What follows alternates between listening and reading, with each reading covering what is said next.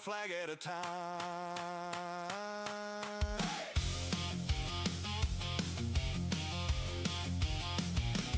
Rubber and grit on the backstretch burn, tailgate shaking, every lesson learned.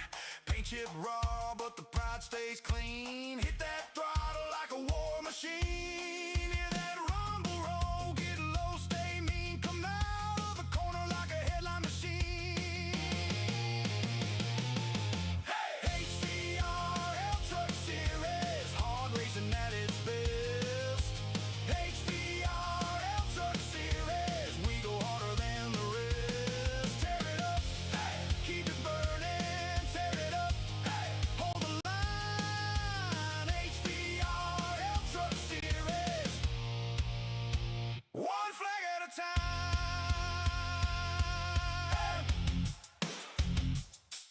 Hey, hey, hey. Black smoke rising, crowd on its feet. Hammered down now, feel that heat. No backup plan, no mercy shown. Take the checkered, bring it home. HVRL Truck Series, hard racing at its best. HVRL Truck Series, we go harder than the rest. Tear it up, hey, keep it burning. Tear it up, hey, hold the line. HVRL Truck Series, one flag at a time.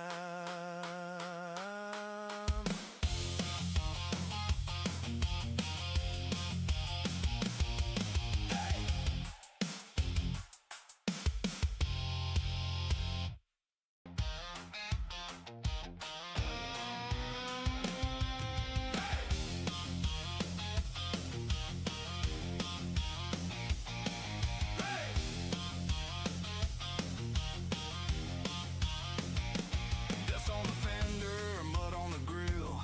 Bolt every buckle, hold through the hill. Tight in the lane, never lift, never fold. Wide knuckle night and a heart made of stone. Hear that rumble roll, get low, stay mean. Come out of the corner like a headline machine. HVRL Truck Series, hard racing at its best. HVRL Truck Series, we go harder than the rest. Tear it up, keep it burning. Tear it up, hold the line. HVRL Truck Series, one flag at a time.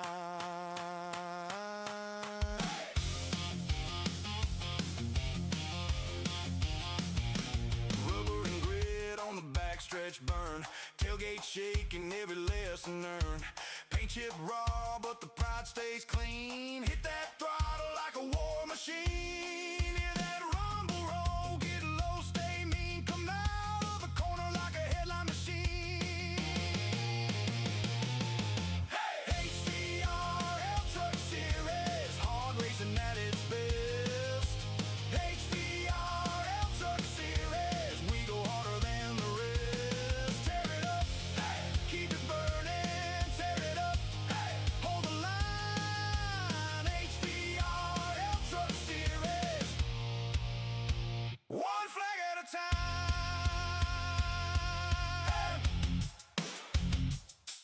Hey, hey,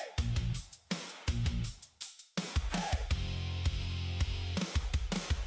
Black smoke rising, crowd on its feet. Hammered down now, feel that heat. No backup plan, no mercy shown. Take the checkered, bring it home. HVRL Truck Series, hard racing at its best. HVRL Truck Series, we go harder than the rest. Tear it up, hey, keep it burning. Tear it up, hey, hold the line. HVRL Truck Series, one flag at a time.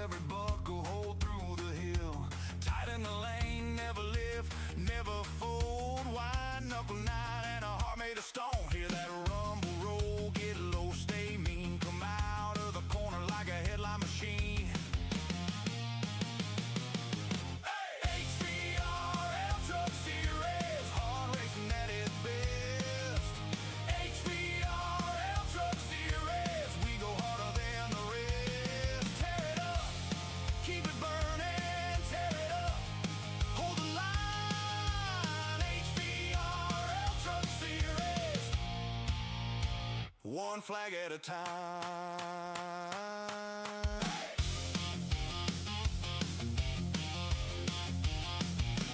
Rubber and grit on the backstretch burn, tailgate shaking, every lesson learned.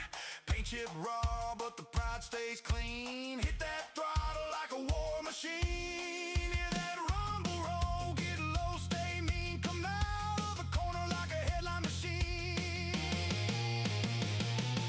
Hey! HVRL Truck Series, hard racing at its best.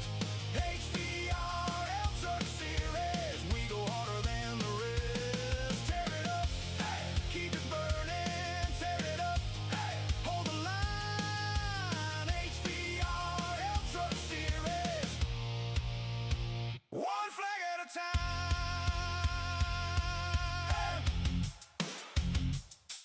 Hey, hey,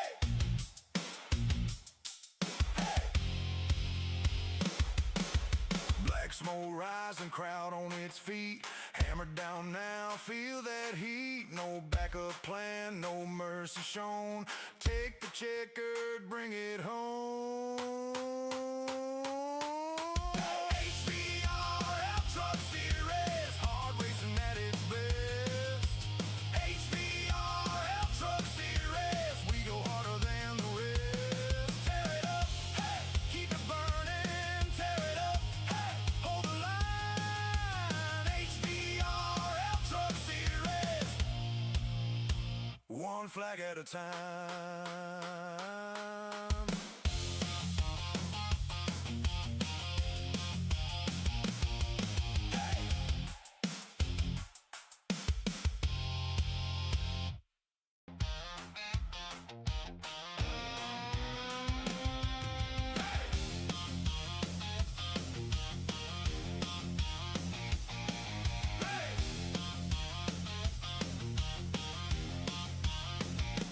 Dust on the fender, mud on the grill.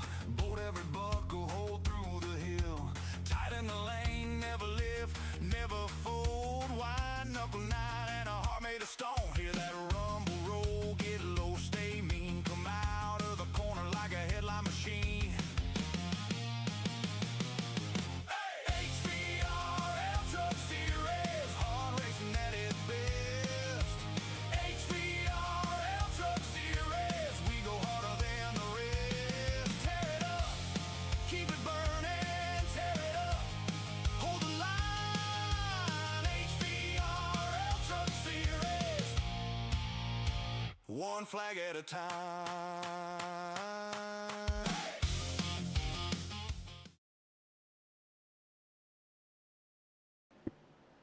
All right, welcome in everybody to our HVRL Craftsman Truck Series. I'm Sean Happick. Joined with me, sorry, didn't change the name. It says Sean Wilder, but he's driving today. But back again from his little week hiatus is Bryce Tucker. How you doing tonight, Bryce? I'm doing well. Sunday night, it feels like it's been a while since we've done this, but 5-4 this time. this will be a exciting night tonight with Vegas in the middle of the day, in the middle of the summer, with some extremely hot track temps and a bunch of guys, and we'll see how it plays out. Hopefully, we can have some good racing. This is a track that is pretty easy to race. It's just how will guys do it when they're side by side or bumper to bumper. So that will be the story of the night, I think. Yeah, didn't you miss? So then we had a bye week, and then you missed. So it's been quite a few weeks since you got to be here. 3 weeks. All right. Yeah, 3 weeks. So I was in Seattle last week for some soccer with my family, and looking forward to watching this race and calling it here with you tonight. Vegas, probably one of the best mile-and-a-half circuits that's out there. Wouldn't you agree? If you like some of the more Speedway-ish 86 pitting. then yes, for sure. Let's go with this racing bus so I can get this audio turned off. But we are here at Las Vegas Motor Speedway. pitting. It's a mile and a half. Speed limit is 50 miles an hour. The air temp is 81. The track tip is 127 here in July. So pretty hot. Nice 5 mile an hour wind. It will be a fixed setup, 3 additional tire sets, 1 fast pair. We will have 107 laps tonight, 50% fuel. 59 pitting. And the one and only stage we'll do here in this series will be on the completion of lap 43. That will do for majority of our race info there. And let me get this audio turned off so I don't have to hear these guys.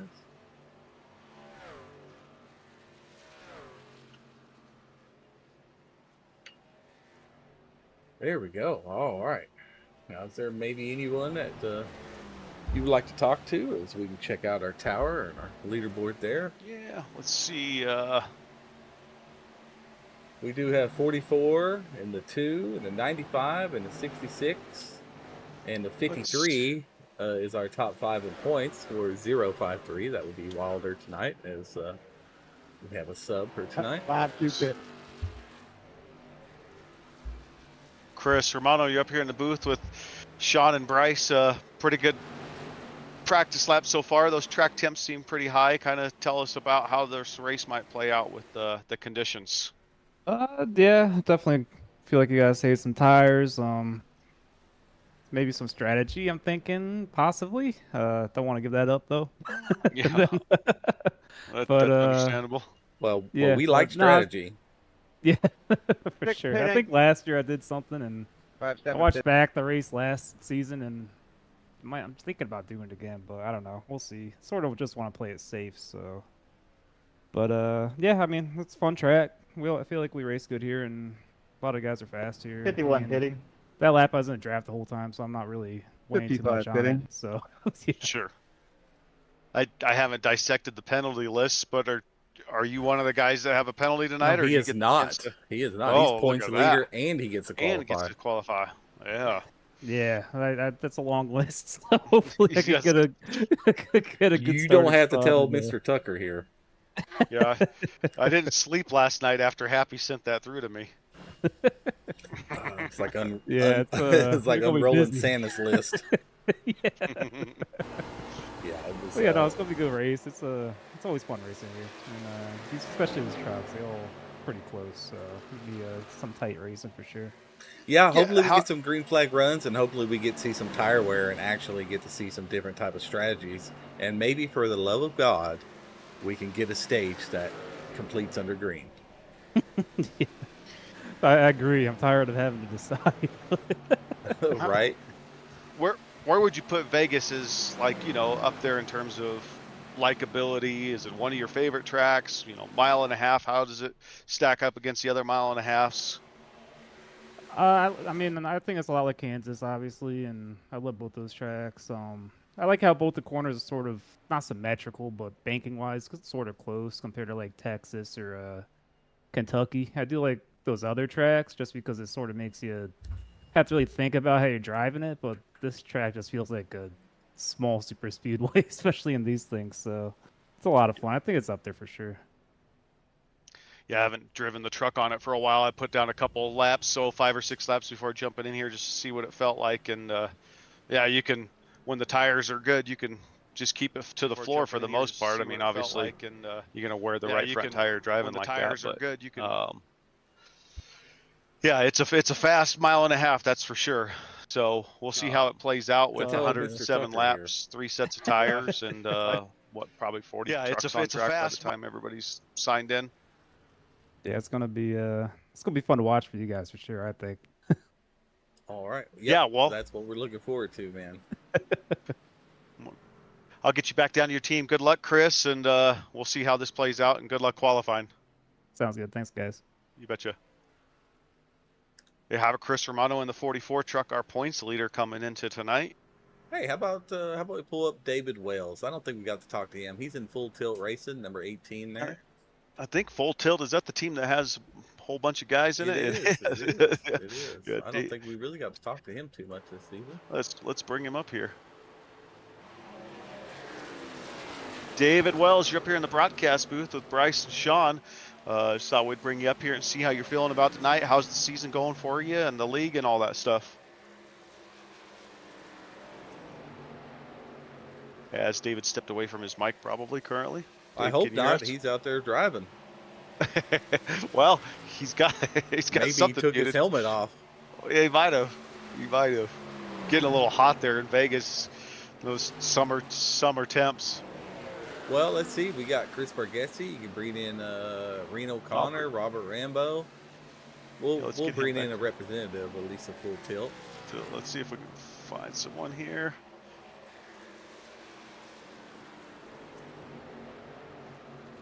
Yeah, let's bring Reno up here. I'm sure Reno likes to talk. Reno, you up here in the booth with Bryce and Sean, seeing feeling about the race tonight, track temps, how the season's going, all that good stuff. Yeah, man. So Vegas is kind of hit or miss for me, but Chris Bargassi, my teammate, he really does well at Vegas. So I'm kind of trying to lean on him tonight to kind of give me some tips on how to run this track. I feel pretty good about it. I do have an EOL I got to serve, so it's kind of put me behind the 8-ball a little bit. But I'm hoping to kind of get a good line on here. This track eats tires like crazy, so I'm trying to find a line that kind of conserves tires, so that way people can burn their tires up, and I can keep a consistent line to make it to the end. So that's the plan going forward. We'll see how it works out. Yeah, I mean, this track lends to a lot of wide open driving and racing, and with these temperatures and the banking, you can definitely push really hard and put a lot of stress on that right front. So that'll be something to watch for. See how drivers approach that part of it, especially with nearly 40 of you on that EOL thing. I mean, at least you're not the only one with an EOL, so we'll see how all that plays out. Yeah, there's quite a few on there, unfortunately, but hopefully it's a cleaner race this race, and we avoid penalties and unnecessary cautions and things like that, and put a good show on for the fans. Yep. Well, we appreciate you. Got anything for him, Sean? Nope, I think you summed it up. Nice to get you up in here and represent your team, Full Tilt Racing. Hopefully you have a good team finish here tonight. Yes, sir. Thank you, guys. Thank you, Reno. Have a good one. Yeah, thank you. There you have it, Reno Connor from Full Tilt Racing. One of many drivers who has a penalty tonight. That'll play a little bit of a factor, but some of it levels itself out with others having it. So really a matter of how you fall in that order, I guess. Wouldn't you say, Happy? Definitely. I mean, we do have a lot of penalties today with that. It depends. EOL, if you did a minor infraction, you might actually get to start in about 15th, to be honest with you, if you get the first EOL. Yeah. But unfortunately, those guys on the IPL system are gonna get it again at the stage. So. Yeah, exactly. So we got a handful of those. I'm going to pull up last week's winner, Mr. Daniel Everly. All right, yep, let's do that. We have about a minute we can spend with him. Mr. Daniel Everly, you're up here in the booth with Sean and Bryce. Congratulations on the victory last weekend, and how you feeling about tonight? We're off to a mixed bag. The truck in the garage had a brake line issue, so I had to miss half practice. But right now, it's definitely a lot warmer than I thought it would be out here. So it's definitely munching up the tires a lot more than what we're used to around here. So it'll be interesting to see how that plays out. See how people save their tires and whatnot. Cause it's track's pretty hungry on tires right now. Yeah, that's kind of the consensus that we're hearing. One question before I let you go. Well, before I ask you another question, not let you go so quick. But what is the fuel you're getting? What's the fuel window look like tonight? Fuel, I think it's like 25, 26, something like that. I can't count very high. Math is hard. You don't have that many fingers and toes. I'll put 26 and we'll do that. But I did want to ask you if it is that. Is that something that you actually might want to use a set of tires for at the stage or at the break there, and maybe go for some stage points? Or is it a little too risky? Yeah, normally I kind of keep my tires, I keep the same set on until stage. Especially with having an extra set here, I think I might just save the first set till stage and use the extras during stage 2. Yeah, to be honest with you, I don't see the track temps coming down unless some cloud cover really rolls in, because it's going to be about 12:40, 12:45 p.m. local track time when the race starts, so We it's are only going to supposed to probably have warm up. 35% cloud cover. I looked at the hourly, up to about 45%, maybe So- mid race. So could have so a little maybe the- chance of some shadowing. Yeah, that might help a little bit, but we know the ambient air temps aren't going to come down during the race. If anything, they're going to go up. I know Oh, right man. now we're kind of right on the edge of being able to go flat out around the track for qualifying. We're kind of right at that limit of being able to get away with it. So hopefully it'll cool down so I can set a decent time. Even though I think I'm maybe like one of 10 people who'll be able to qualify tonight. Well, there were about 25 on the list that could qualify. Yeah, there Now, were whether I don't quite- know which one of those quite a showed few. up, but Yeah. but it should have quite a few that didn't qualify as long as those guys showed up. Because we have 41 drivers in here, so yeah.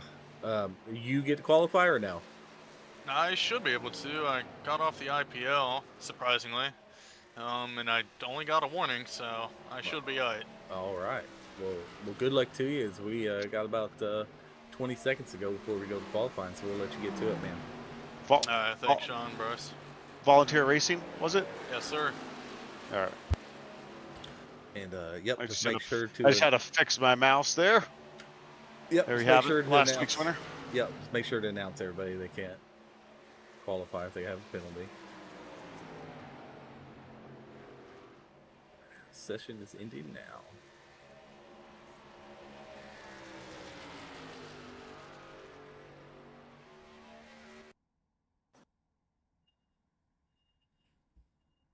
All right.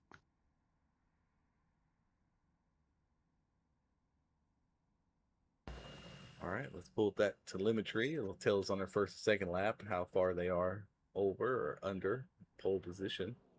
As Daniel Everly is out quick. Let's go and pull up the weather real quick, as it's still 81. The track tip 127, so it didn't move a bit.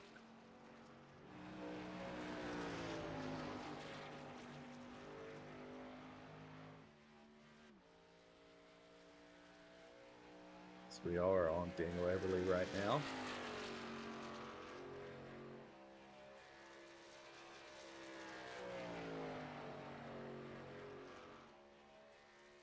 With it being so hot out here, do you think this is going to be a first lap hot lap, Mr. Tucker, or you think it's still going to be a second?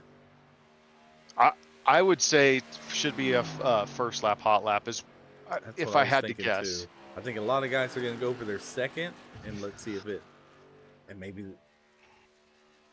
it'll set them back a little bit, or maybe that is the right call. But of course, you'll be able to tell if you were out there practicing. So, as Everly is going to be the first one to get his lap down, I believe, is coming out of 4 now through trial here and across the start finish line there. See what he gets. 31.692. Chris Romano put it on pole so far with a 31.27. Oh, way faster. Yeah, so Everly is going for a second lapper, but like you, I think that might cost him, but let's see.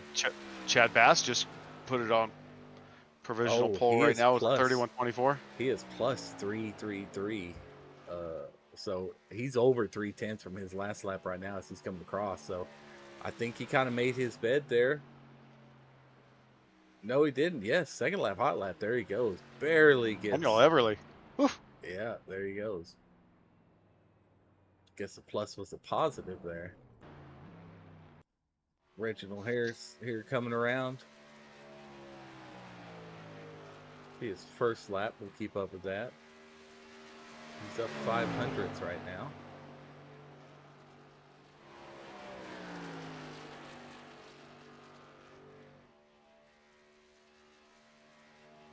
Still doing pretty good on that sector.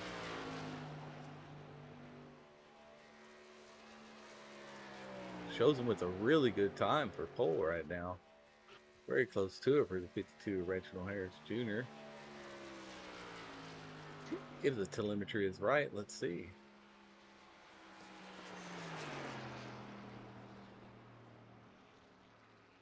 Telemetry is definitely not right. He qualified 13th there. Nava's out there. Looks like Nava is finishing 6th. Randy Post out there qualifying. We also have Sean Weiniger Sean Weininger. Sean Wilder driving for Chris Weininger today. They'll love that. It's that little love child.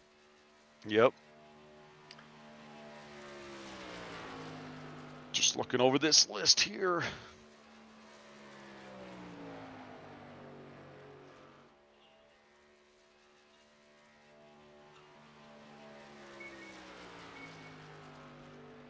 There we go. Let's see what Sean jumps up into. Yeah, it looks like he's staying right in 14th there. Yeah, so it looks like 14 got to qualify. Yeah, it looks like that's about of our 41. I believe we had 40 or 41 in here. It looks like, oh, there's 15. Randy Post. Yeah, 15 there. Looks like 15 are going to get to qualify here tonight. But Randy we'll go ahead and Post is finish still Randy going Post. around. Yeah. Yeah. Let's see if he puts down a faster second lap here. He should. That's what most people's slower first lap was a 31.6. He really released that truck to go up to the wall, so he probably didn't scrub off too much speed there. 31. Oh, pole. There it is. Wow. And he grabs Look at that. pole. You know what he did? Wow. The track temp was a degree or two colder, so I don't know if that made that much of a difference, but what a showing and qualifying there for Randy Post. Yeah, we'll have to get him up there. I don't know if he's ever done that before here. That was a Reload heck these of a lap. overlays. All right, well, I have a job ahead of me here, so I'm going to mute myself for a little bit. Yep. Oh, well, go ahead and stay live there.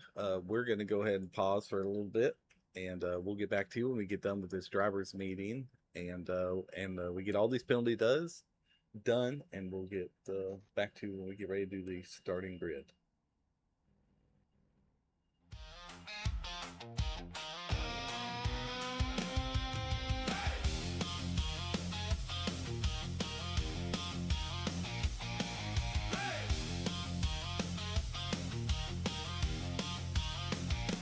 Dust on the fender, mud on the grill.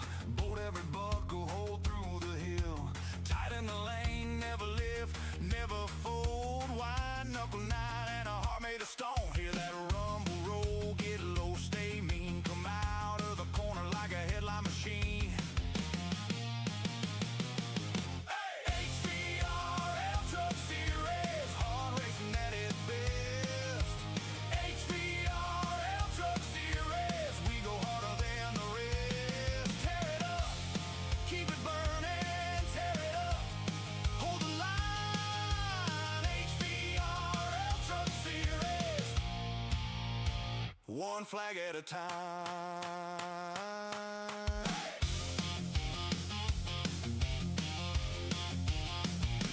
Rubber and grit on the backstretch burn. Tailgate shaking, every lesson learned. Paint chip raw, but the pride stays clean. Hit that throttle like a war machine. Hear that rumble roll, get low, stay mean. Come out of the corner like a headline machine. HVRL Truck Series, hard racing at its best. HVRL Truck Series, we go harder than the rest. Tear it up, keep it burning, tear it up, hold the line. HVRL Truck Series, one flag at a time.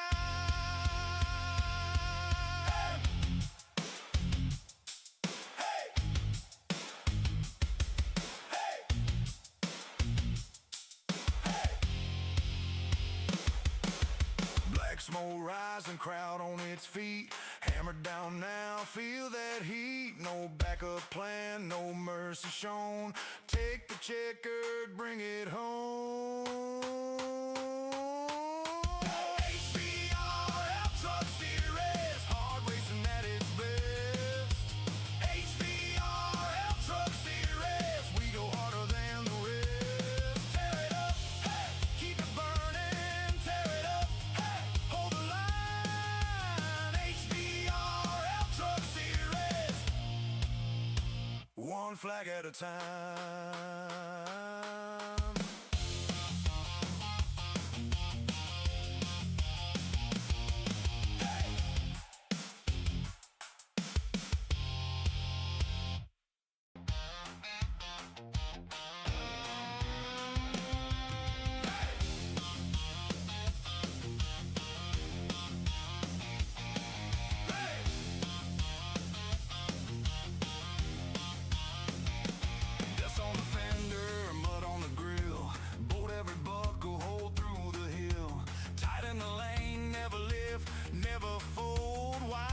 knuckle night and a heart made of stone. Hear that rumble roll, get low, stay mean. Come out of the corner like a headline machine.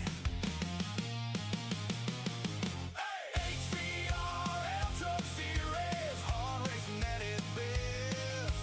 HVRL Truck Series, we go harder than the rest. Tear it up, keep it burning, tear it up, hold the line. HVRL Truck Series, one flag at a time.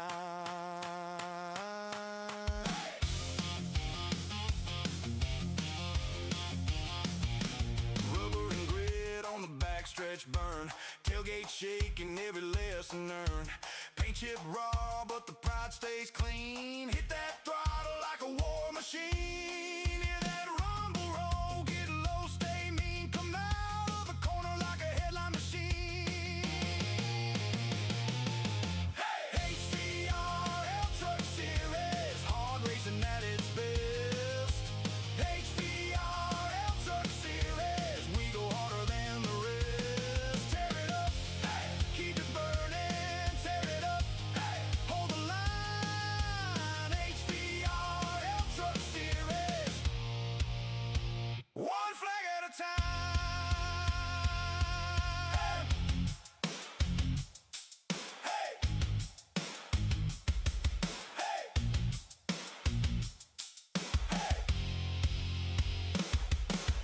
Black smoke rising, crowd on its feet. Hammered down now, feel that heat. No backup plan, no mercy shown. Take the checkered, bring it home.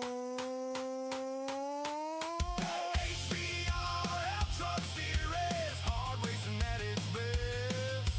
HVRL Truck Series, we go harder than the rest. Tear it up, keep it burning, tear it up, hold the line. HVRL Truck Series, one flag at a time.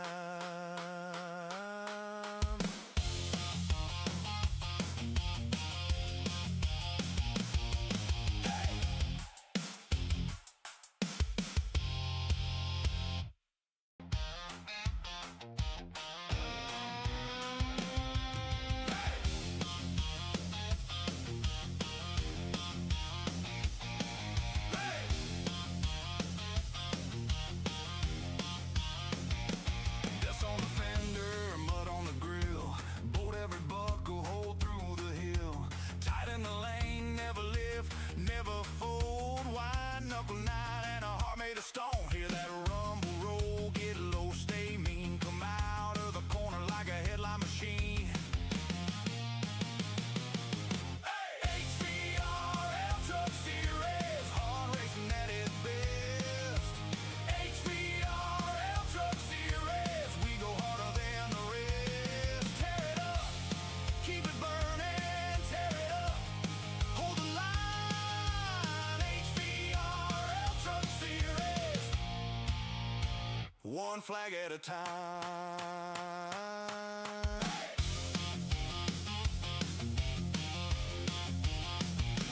Rubber and grit on the backstretch burn, tailgate shaking, every lesson earned.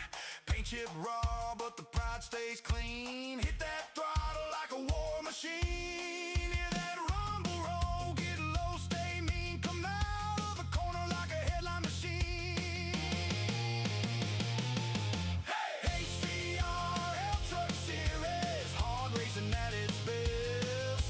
HVRL Truck Series, we go harder than the rest. Tear it up, keep it burning, tear it up, hold the line. HVRL Truck Series, one flag at a time.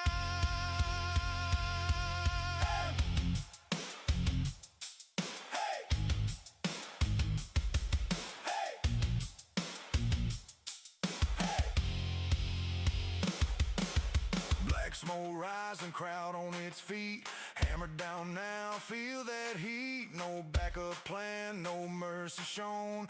Take the checkered, bring it home. HVRL Truck Series, hard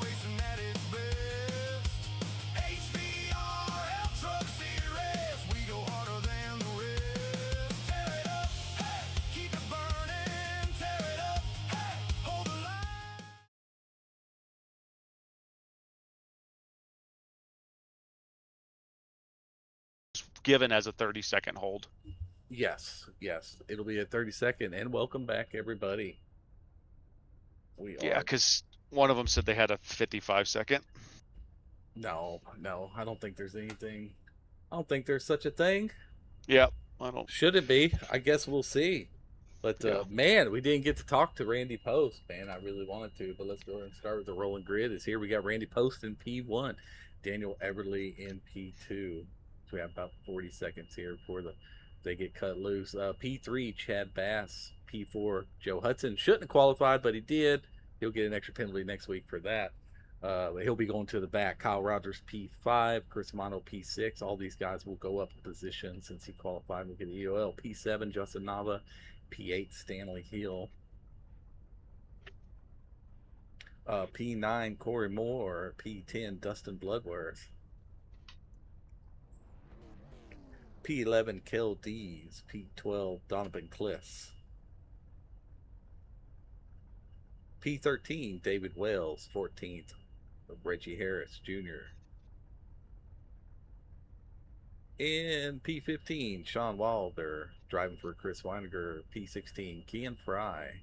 P17, Danny Gross. P18, Bobby Grady. P19, Mike Ufel. P20 is Ryan Seabolt.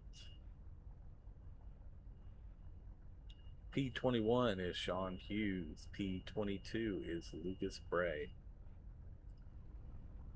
P23 is Andre Carvalho. P24 is Robert Rambo. P25 is Dylan McClain. P26 is Gregory Vadnais. Are they going yet? P27 is Nathan Murray. P28 is Josh Rebel. There they go. They're starting to grid now. P29 is Nick Petraglia. P30 is Chris Bargetzi. P31, Brad Dorr. P32 is Brandon Dayhoff. In P33 is James Tate. P34 is Shane Johnson. Starting in 35th is Sean McLean. 36th is KT McCann. 37th is Quinn McLean. 38th is Todd Wagnall. In P39 is Reno Connor. Hang on, we're not going green. And Edwards in P40. And that should be it. William Kern did not make the field because he was not able to sub for someone. A little late on the sub. Yeah, so these guys, it's saying that they have a 55-second hold. Should they go at the 30? They're not going to be able to go after 30. It says 30-second hold. I mean, either way, it is what it is. So just going to have to follow what iRacing says. I mean, it says hold 30 seconds. It may be a 55 on this one, but that's just the penalty is the second hold instead of the 1 lap. That would give you 4 laps for some reason. So they just got to go at the when it tells them? Oh, yeah. They won't be able to release out of the pits until then. So okay, they're just going to have to follow what iRacing tells them to do. We will see this long line of cars. These are all of our penalties because we had a 20 caution race. Wait, was it 20 cautions? 26 cautions, I believe, at Nashville Fairgrounds. It was very bad stuff. So a lot of penalties, a lot of commitment line violations handed out, a lot of people on the IPL. But hopefully a lot of guys can come off. We actually had about 5 or 6 guys come off the IPL there, Mr. Tucker, from last week at Nashville Fairgrounds. Yeah, that was a tough track for some of these guys, though, in terms of the at-faults and stuff like that. So, but good for those guys that are able to get off of the IPL and keep it clean. And they just understanding the importance of, having a good, clean race to get yourself off that list. So, for sure. Hats off to those guys. These guys be good. Make sure all these guys know they have to cross the start-finish line before they go in and serve their penalty. Let them know that in the driver's meeting. I will tell them once perfect. again. You the man. So, I mean, hey, what an advantage for someone like Randy Post that really needs a good finish tonight. I mean, now he's able, if it goes green, I mean, he can really solidify himself in some good stage points. get the lead a lap. He already got pole because a lot of these people. I mean, maybe he would have got it anyway, right? But that's a heck of a lap. 31:21's yes, quick. it I mean, is. if he beat out Daniel Everly, Chad Bass, Romano. I mean, these guys Yeah, all are these back constantly guys. putting down good laps. So that was just a great performance for him there in qualifying as these guys go green. Daniel Everly does get a good jump on the high side though. Yeah, tire wear, as we heard in all this driver info, tire wear is going to be a thing if we go some good green flag runs. Yeah. Tires will get eaten up out here on this hot track temp. I did not check the weather. Randy Post is going to get in front there as they gets a good truck length lead there. We had someone sideways on there. Brad Dorr there went into the pits, probably going to get an unsafe pit entry. A lot of Randy guys Post going going to enjoy into some penalties. Yep. Yes, they are. They're announcing it like they should. So good job to those guys. But Randy Post is out there with some good clean air right now. That's pretty important on this track here. Little track information on Vegas Speedways. The bankings on the corner are 20 degrees. The front stretch is 9 degrees, and the back stretch is 3 degrees of banking. So little fun facts there about Las Vegas Motor Speedway. You got symmetrical banking on both corners. There you go. As all these guys decide to go in on what, the first lap, right? Second lap, because Randy Post did get the fastest lap of the race already. As they are having to funnel in some of those lappers there. Oh, it's good to see Randy up there leading the race, putting it on pole. I mean, longtime driver for HVRL. Had some stuff he had to tend to, and wasn't able to race for a season or so. But we're glad to have him back, and does a lot to help us out, and has that Indy Series going, and is doing a great job with it. And we know he has pace. We've seen it before. Let's see what he can do with it tonight. Yeah, looks like about 1:20 they were on in their pit lane. Yeah. We'll have to get that figured out for them. Yeah. I wonder why it says 30-second hold, but then required them basically a minute. I wonder if we got an accident. The 053 into the 77. Yellow flag is out. And great job of the 77 Oh being no! able to. Oh, Dylan. But then we got into it. Yeah. Big accident there. Well, that'll clean up everybody's blacks, and then all them drive-throughs there. Somebody's going to get a lucky dog as well. So, yeah. But let's go back and see what happened here with Dom and Cliss. Take a look here. Oh, is that just some massive neck code there? I'm not sure here. Let's see. Oh no, looks like Cliss may have got into Bloodworth there. Let's find out here as we're following along with Cliss right here. KLD's in front in a green and black truck over to. Oh yeah.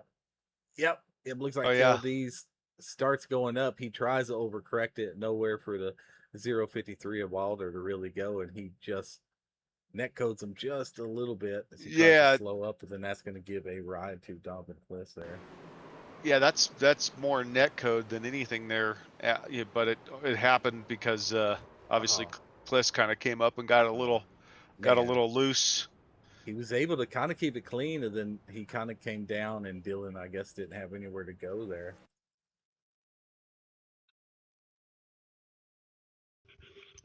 Find Dylan playing here. Where is the 2, Dylan McLean? What position is he in? It's like Randy Post is in the pits. Dylan McLean's in 17th place currently, according to iRacing. There we go. I got him here. My overlay's saying he's in 24th, 22nd, but it's because he's cycling through cars. But when the caution came out, he was in 17th place, so he just needs to get back up there and get into his position. Yeah, Cliss just coming down the track, and you just can't really predict what they're going to do there. But it did look like Randy Post went in. I don't know if I would have done that. Just kind of stay clean, stay out front. I mean, hitting here. We got 25 laps or so is what they got fuel. That puts him about 35. right now at Maybe 43 they're is the banking on stage. some more cautions, yeah. Caution, yeah. But I don't think I would have gave up that track position quite yet. Yeah, or he's just comfortable that he can run right where he is and, you know, work up a couple positions. It sure is nice, though, I think, to have that clean air if you can hold that lead spot like he was doing early on. It allows you to, if you're out in front of the other trucks by half a second, it allows you to use the whole line and keep that good clean air. But Chad Bass is going to have control of the field now with our points leader, Chris Romano. Yeah, let's look at Right next to him. Championship 5 where they start. Romano's in P2, McLean is in 26, KT's in 27th, Everly's in 3rd, and Chris Weiniger, Wilder driving for him, is currently in P11th right now, 5th in points. So not too bad. And I know McLean and KT will work their way up there as they normally do. So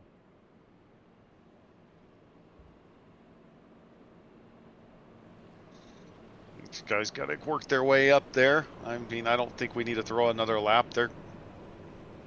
no, we wouldn't throw a lap for that unless we had to adjust something. These guys got to get right. Yep. We'll clear what we need to clear. Looks like they're doing pretty good now. Getting close. Got a lot of trucks on track today. There's a lot of trucks. 40 out there tonight.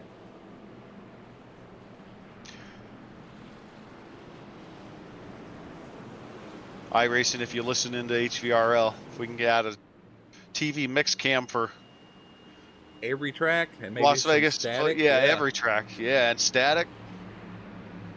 100%. Just a request iRacing from HVRL if you Green's out. Green flag. happen to listen to us. Do it. These drivers all in our league probably pay them $50,000 a year in iRacing fees. Yeah, So yeah. let's get it done, man. Seems like everybody's got up and going here.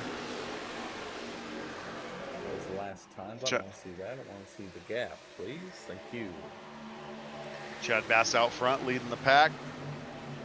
Chris Romano single filing out behind him for P2 as the 13 of Justin Nava up into 3rd. These top 3 trucks have single filed out a little bit.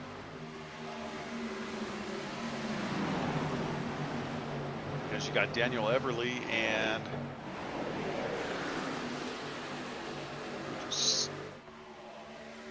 slid into 4th place there. Corey Moore in 4th place. Top 4 trucks single filed out. Now you got Daniel Everly in 5th, and then the 2 trucks, side by side there. Yeah, Stanley Hill and Kel Deese. Hits that wall just a little bit. Yeah, Wilder's up 7 apologized, spots, he got- though. Wilder's up to 7 spots, so he's coming up in the 8th right now. So we know he's pretty good here at this track. It does lend itself to more of a super speedway type of racing, kind of pack racing. But with these tires and these temp conditions, what happened to Randy Post? He's back to 24th, unless he's Randy lucky pit. just to take. Yeah, no, he was in 6th though when he came out of the pits. Oh, I don't think that was right. No, Oh. I thought he went all the way back there when he pit. Yeah, I thought maybe he did, but I seen him all the way back there. That's why I was saying giving up all that Yeah. track position. yeah, no, that's right. That's you're right there.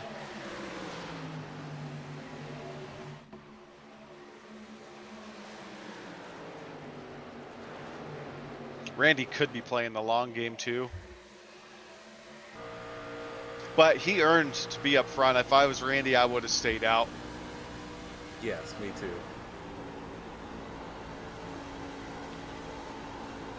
But that's why we're up here in the booth, right? Yep. Up here in the booth on a Sunday because we had success on Sunday nights. That's why. Otherwise, both you and I be racing, and we'd have to find someone to do the broadcast. Looks like Chris That Mama was a long time ago. is trying to take over the lead here. They And are he does have our battling it out. fastest lap of the race, 31:39. Side by side to the line here. That ain't the line. I missed it. It was there. I'm not even sure who got it right there to the line. I think Romano got it because going into the corners, Bass is getting a run off the corners, but I think Bass is going to eat those tires up pretty hard here. Yeah, these Bass will lead this lap as well. And Nava's getting a run on the outside of Romano, though. I think about another 5 or 6 laps. I just think you're going to see those guys on the high side probably start tailing off a little bit. I gotta imagine at 132-degree track temp. Is that where we're at now? Yeah. Ambient air temp's gone from 80 degrees to almost 83 degrees. I think this is the hottest I've seen track temps in our HVRL series that I can remember. Hey, well, you know what? During winter time in Vegas on our winter season, it'll be a lot better. Yep. No, this adds an element, and it makes these guys have to think about their tires and what they're doing and how hard they want to push. I'm pretty sure it's hotter in July than 83 degrees anyway. In Vegas, absolutely. So at 1:19 p.m., it's probably 95 to 100 degrees. It's probably what the track temp is saying it is. Yeah. For the ambient temperature. I can only imagine what the track temp really is there at Vegas during these summer months. Wilder's up 9 spots. Looks like he is up to P6 now. Got a good battle with Nava. Good to see Nava up there. We go look at the most exciting here. We're on Brian Seabolt battling with Bobby for about the 19th position, it looks like. Yeah, I'm curious to see where these lap times are as this stage goes on. I mean, these guys, for example, Chad Bass's fast lap is a 31.5. Well, I'll tell you what, we can pull up our fastest 5. This lap he just turned was a 32.6, so 1.1 seconds slower than his fastest lap already. Our fastest, yeah, our last 5 lap average is Daniel Everly, Chad Bass, Justin Nava, Sean Wilder, and Corey Moore. I mean, we're already seeing paces drop off tremendously. See how much Chad Bass having the lead there like this, having some clean air. If he can keep it, you got Justin Nava, who's had great pace across many different series. He's run a little bit of a different line there than Bass, as Bass elects to just kind of hug that bottom line. Nava's looking to put some pressure on him here. He's definitely got to run. See if he can keep that momentum on that second to third line like he's running, or if that lower line that Bass is running is going to work out for him over the long haul. All the light blues you see are over there in the timing tower. It looks like we have 35 all the way to 40 our lap or multiple laps down. But as you see, those light blues are all of our rookies. It looks like our best rookie position right now is 11th in Chris Bargetzi.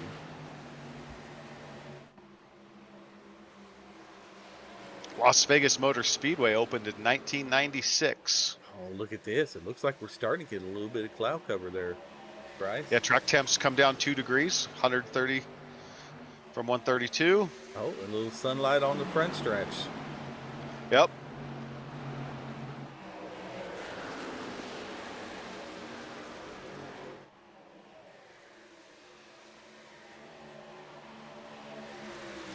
Randy Post has worked his way up to 20th position.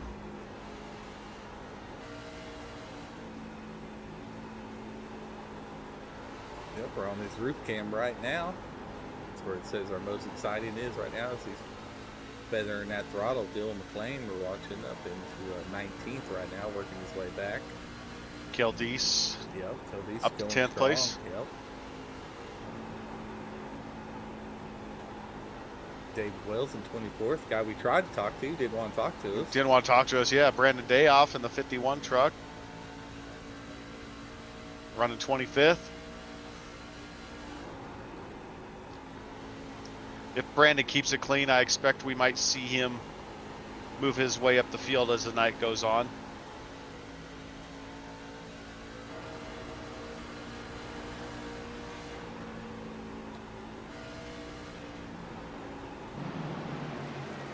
We got guys pitting at the 22 lap mark, so 23 lap.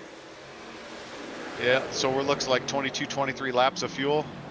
Yeah, yeah. Now if all those guys go in and Randy Post, maybe there's a caution in those 5 or 6 more laps that he's gonna get. I mean, he may be looking like a genius here. It looks like Corey Moore is getting around Everly.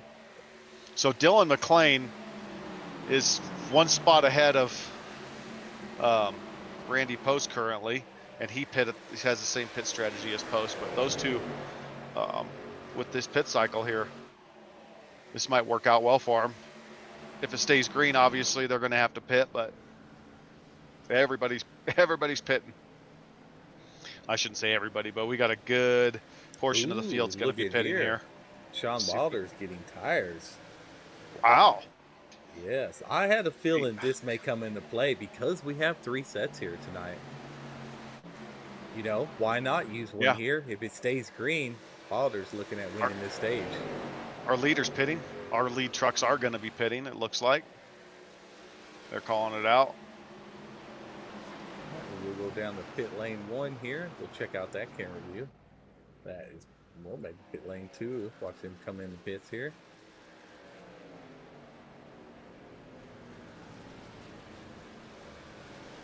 Nava, Corey Moore, Bass, Bloodworth. Chris Romano, he's at 25 laps. Daniel Everly, Nathan Murray, Seabolt. We've got a handful of guys. Yeah, all those guys are on E right now. They're pitting now. Bobby did pit though, so Bobby's on the same strategy as Randy Post here. Dylan McLean, Josh Revel, Sean Hughes, Mike Caffell. Those are going to be your top 5 or 6 trucks after these pit cycles come through and these guys come back around. All right, Kean Fry, our new leader, but he's going to have to pit 26. Kean's doing something different. 14's pitting this time around. He was maybe looking to lead a lap or stretching that thing thin, or he just did some coasting, some lifting, maybe some shutting off under that caution. Who knows? But able to get an extra lap. Okay, but our watch here is Mr. Wilder. That's for sure. I'm going to pull up our pit stops here, pit stops and stats, and see who may have got tires to pull that telemetry off. Looks like Seabolt might have got 4.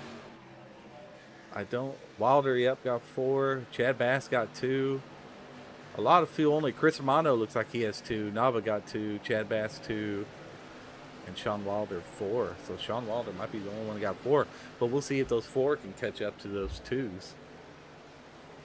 These top 10 drivers are on the same fuel strategy, pit strategy, except for our 9th place truck, KT McCann, in that 95. He's got 1 less lap of green flag racing. Yeah, it looks he like was able to hit. I'm sorry. Go ahead. No, yeah, he was able to hit the pits one last time on that last caution, get that extra lap. But yeah, Dylan McLean. Yeah, Dylan McLean looks like he probably has, if I had to guess, just off the fuel calculator here on the gauge we have, if those numbers are right, should have about 2 or 3 laps left. He's got a pretty decent lead there right now with that 0.7 of a second. Yep, over Sean Hughes there. Well, over Revel, then Sean Hughes is in 3rd, 0.3 further back, a full second back of the leader. But these guys' pace is really falling off. Here comes Sean Wilder, though. You just see him fly by Dylan McLean there. Yeah. Bobby, so some of these guys that are on that other fuel strategy are starting to call out their pits, like the one truck. Yep, and I'm really curious on Wilder here. I think Wilder. It's just those guys that took 2. Can Wilder make up the difference of the pit stop and how far he was behind? He wasn't that far behind, but of those other guys, and I think with those amount of laps left, I think Wilder. Oh yeah. Ooh, Dylan misses pit box just a little bit. Had to back up. That's going to cost him a handful of spots. Little mistakes like that, like just missing the pit. They add up. Yeah. Yes, they do. Especially if someone else nails their pit stops, like getting Sean down Hughes on the. Going in. Oh, 23 might be. Oh, good job, good save there, 23. Barely kisses the wall a little bit. Oh, it looks like that was Nick in the 24 I seen. Got sideways there. I would say Josh Rebel should be coming in now. Maybe one more lap. We all know he is good at fuel He's pitting saving. now. He's pitting. Randy Post should come. He's pitting. They're all calling in their pits. You'll see KT probably lead a lap here in a little bit. The 95 truck. No, well, Yeah, maybe not this lap, but no, 95 is going in. huh? Does a good pass on Randy Post, being a little slow Yeah, going down in. on Joe Yeah. Hudson, though, leading the lap here. He's on Josh his probably Revel. last lap. And then Joe Hudson is pitting. look who's up next. Behind Joe Hudson, it's going to be Sean Wilder. Yep. I kind of would have done this too, exactly how Wilder did. If I felt like we were going to go green like this, that was the exact move I would have made as well. And it gets you stage points, and you still have 2 sets of tires left. You can still take it here, skip the in-between, and then you're good to go. Yeah, he Sean Wilder in P2. He's looking to get those extra points. Oh yeah, oh yeah. He's going to be a, and there's no sense backing off and saving it because you're already going to have 20 laps on the tires. You're going to have to change them. Yeah, you're committed, and then just go out and save the next set. Just take it easy, and put yourself in a position for the last, the last half of the race, the last third of the race, whatever it is.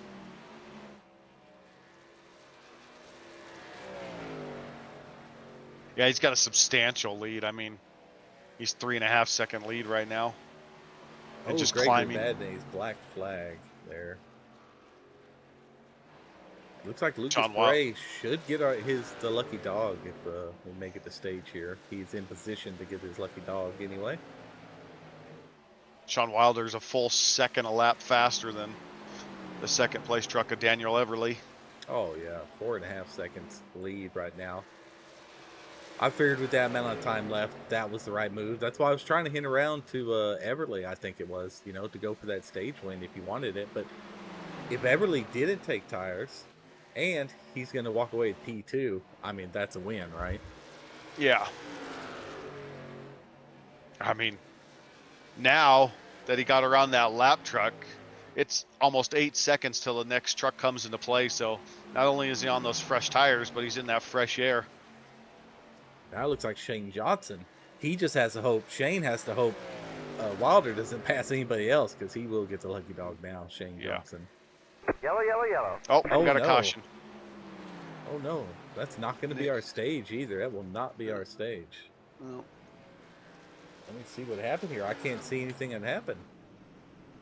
22 comes down on the 24, maybe? I don't know. See. I do see the 24 sideways over there.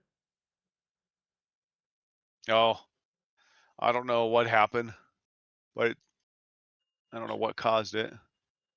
Let's see what position he is in. What position is he in? I'm trying to find his name here. Victor Tragler. There he is. Just make sure to let him know that will not be stage, of course.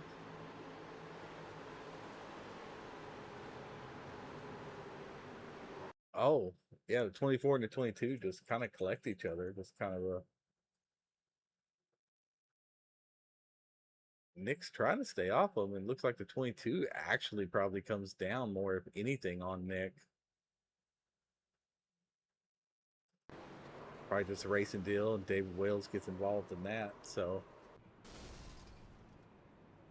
Yeah, that looks like more a racing incident. Nick just blew his motor there, unfortunately. So here we are. What are we at? Lap 37, 38 right now. So we're gonna get a nice little jump. We're gonna get a nice little finish here. But all in all, Wilder should still win this with these precious tires. Now, where at in the field, Mr. Bryce, if you're not busy with race stuff, where at in the field would you elect to come down to flip the stage versus going for the stage points? If you're in 15th? Yeah, I would 20th? say somewhere around there. I mean, and some of it probably depends on where these guys are points at so far, points. Yeah. This race just in general, how they're feeling about the race, maybe what their plan was going into the night versus how it's playing out, what they're feeling, how confident are they in their long-term pace on tires. Because sometimes you get into a race and you're like, I just don't have it right now. And then as the night goes on, as the race goes on, you get into a little bit of a groove. So that might come into play with the decision making as well. I totally agree with you on that. Me personally, I think if I was further back than about 15th or so, I think I would probably, maybe 18th or so, maybe I would go ahead and go in and flip the stage. And I want to say that's about where people went in at too, right around that area. We can pull up the top 20 in pit stops here. Hide our telemetry. Yeah. Yeah. It looks like 20th and lower, a lot of them pit. So 19th and above, they're all on multiple laps since they pit. So it looks like we were right around the same cutoff area we were thinking there. So these top drivers, are we positive that Wilder's the only one with fresher tires? Well, while we're there, 4 tires for Wilder, 2 for Nava. Looks like just fuel only for Everly. Romano has 2. Ryan Seabolt looks like he had 4, and look at him, he made his way up into 5th. So yes, he did, and he's 3 laps less since he pit than Wilder. So those tires are 3 laps fresher. How are you feeling about the 2 versus the 4? Do you think Nava's 2 tires are just as quick as Seabolt's 4? I wouldn't have took 2 there, because just go ahead and take 4. You're going to be faster. It's going to be more safe. And when are you ever just going to go into pits and take a set of lefts anyway? Yep. Yeah, I've never been huge on taking 2 tires myself. Maybe at the end of the race with 15 to go and you have a set, maybe. If you're trailing or if you have a big lead. Green flag, green flag. Oh, geez, Wilder got a great jump. Holy cow. Well, he will them tires. I'm curious on see what Seabolt will do here with this couple laps remaining here. As our stage is at lap what? At the end of 43. Okay, so you let me know when pits. What are we on right now? 40 going to 41? 40 going to 41, yeah. Okay, so not this lap, but next lap I'll need to close? Yep, at the end of 41. Ooh, Corey Moore is a meatball. Oh, dang, there's a caution. Tell them that stage? Yeah, no, will be the stage caution. The stage will be awarded at the end of lap 43 going to 44. Man, we didn't get it again, but that looks like Wilder. Oh, this is a tough call for these guys now, Bryce. This is a tough call.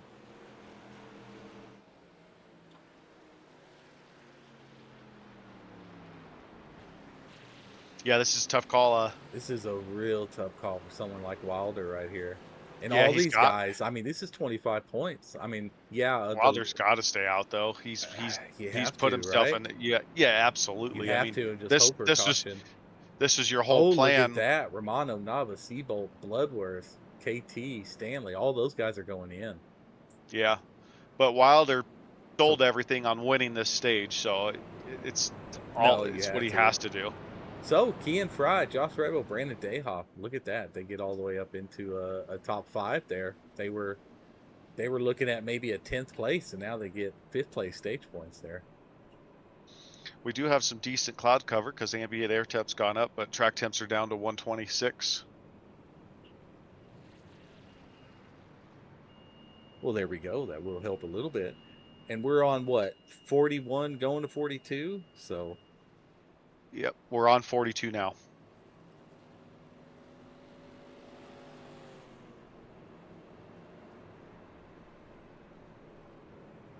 So when they go double file is going to be the stage, right?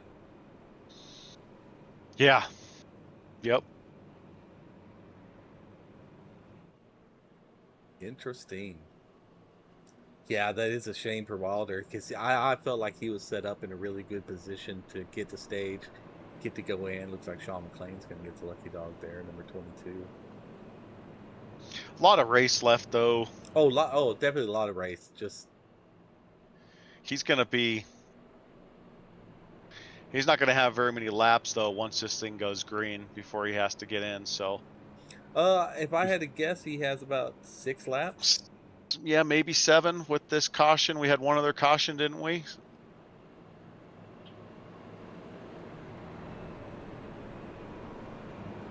So this will be the end of our stage at the end of this once Wilder. As soon as they go green, it's going to be, that'll be where the points are awarded. Yep. So, a good jump matters here.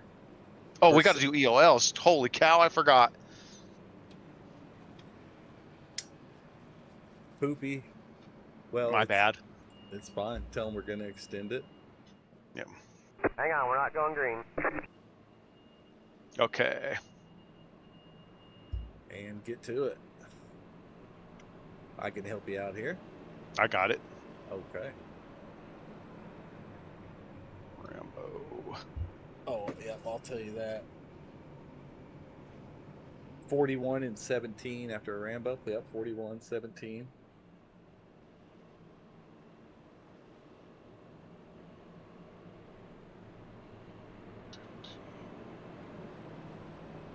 Guys. 23-22.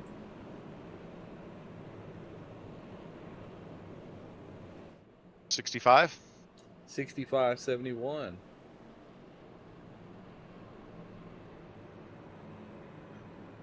Who's after 71? 0-8 all the way up top. Yep. Who else? 24 and 57. 24, I think, is disconnected. And 57? Yes. All right, now we'll ask them if we need to extend it one more. Good catch, by the way. We're just sitting here chatting along. Yeah.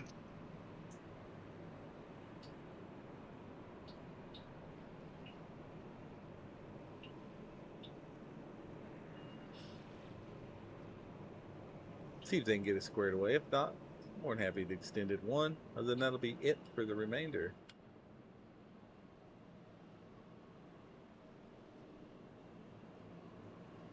Sorry about that, everybody. Get talking about the race and you forget about those in-race details That's exactly sometimes. what me and Wilder did, but it was on Nashville. We said, no, forget it. We don't want to stop this any more than we have to there. But it looks like everybody's lined out there. Pretty quick, yeah. Yeah. Oh, yeah. Yeah, good job by those guys. Appreciate y'all helping us out there. There we go. So the finishing of that last lap was staged, so good job for them. Maybe those EOL guys were actually able to get a little bit of stage 2, and look at that. Mike Kufel's up there as well at P6. Just seen him. And he has a good tank of fuel left, too. He probably got like 20 laps left.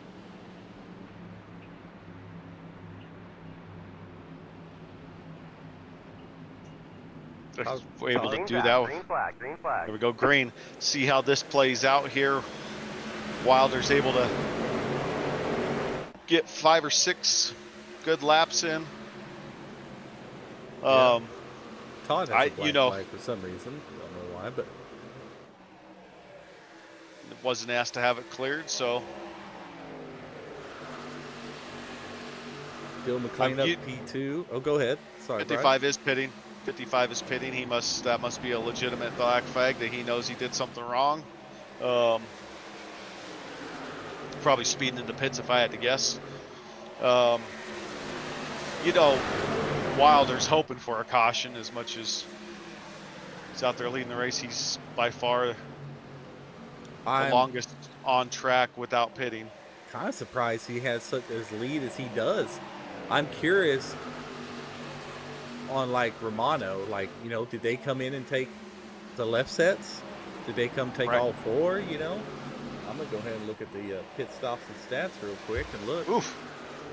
We're about 3-4 wide there around Romano and some of these guys. It's really... Yeah, Dylan, 16 laps, he took 4 tires. Mike Ufel, 9 laps ago, took 4 tires. So, fuel only for Daniel Everly. So, I still don't think he's taking tires. Now, with Wilder having that much of a cushion being up front, you think he can get down on pit road and come out and not be a lap down? I do not believe so. If you're Wilder here, now is, that's Whoa, we got cars flying through the infield. No caution. Might be some black flags. I'll check. What? Nope, no black flags either. Okay. Oh, there's one. Edwards. You can go ahead and pre-clear Okay. that one. I was watching for it. It came out Yeah. late. Yeah, it did. Yeah, no, yeah, those guys are able to keep. Yeah, our new leader, Mike Buffel, with his fresh tires. So if I'm Wilder here, I'm just. Dude, he held them off great, didn't he? I know, but I'm taking fuel only right here, and here's why. Because You kind of have to. Yeah, because you don't want to be in the pit that long. No, you don't. Surely there'll be a caution Then you can go back in, top off the fuel, and take before new tires. stage. Now, the worst case scenario, there wouldn't be a caution, and you really have a tough make. Because I don't think he can make it if he pits in the next couple laps, right? I mean, he still can. Oh, no, sorry, there is no more stage. But you still don't want to pit under green and take those tires and pit twice when everybody else doesn't have to. Right, exactly. I mean, he's just got to now spend as little amount of time on pit road. How about Mike Buffel, though? Yeah, like seeing him lead. up there, yeah. Been a long time since I've seen that old number 9 up front and up right. Up front on something that's not a super speedway. Right. I mean, it's close. No, it's not, but I like Vegas. It's a good track.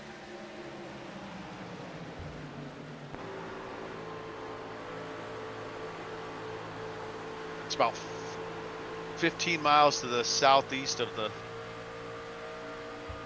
strip. It is. Speedway. It is. It is. I've driven by it a few times. You can kind of see it on that main interstate going in there.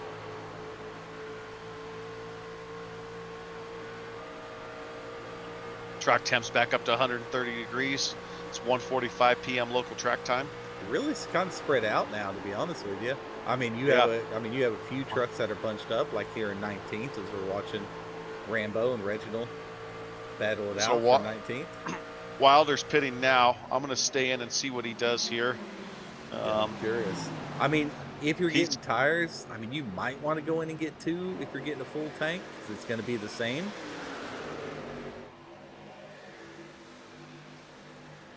I take it pit road must be 50 miles an hour. It is 50, yes, sir.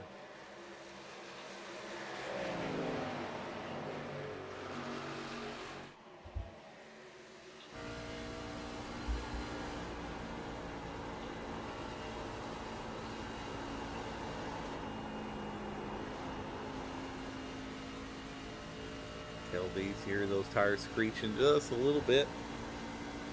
A little hard on that right front there.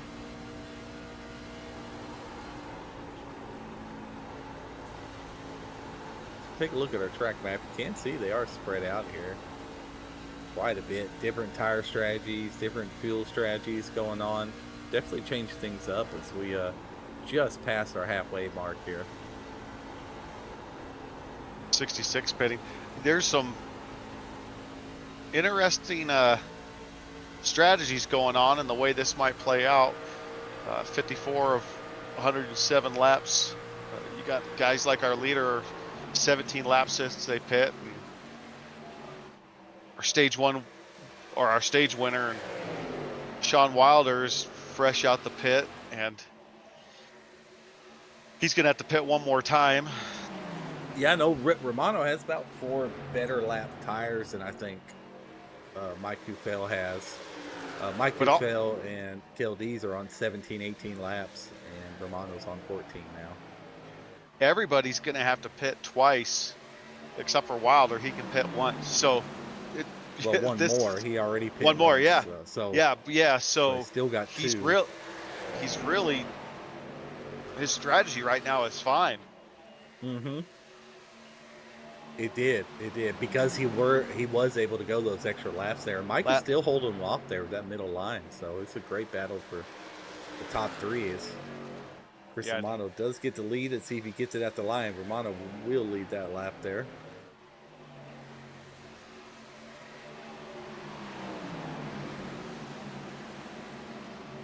Romano elected to hug that white line down on the bottom. Let's see where our championship 5 are running right now.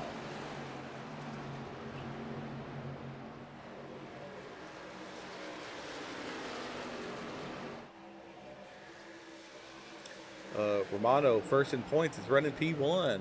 Dylan McLean in second in points is running 4th. KT is running 14th and 3rd. Everly in 4th in points is running 32nd, and Wilder is in 31st, running 5th in points for Chris Weinerberg. So, but little off strategy between those two, the 66 and the 053. So, see how they shuffle up there.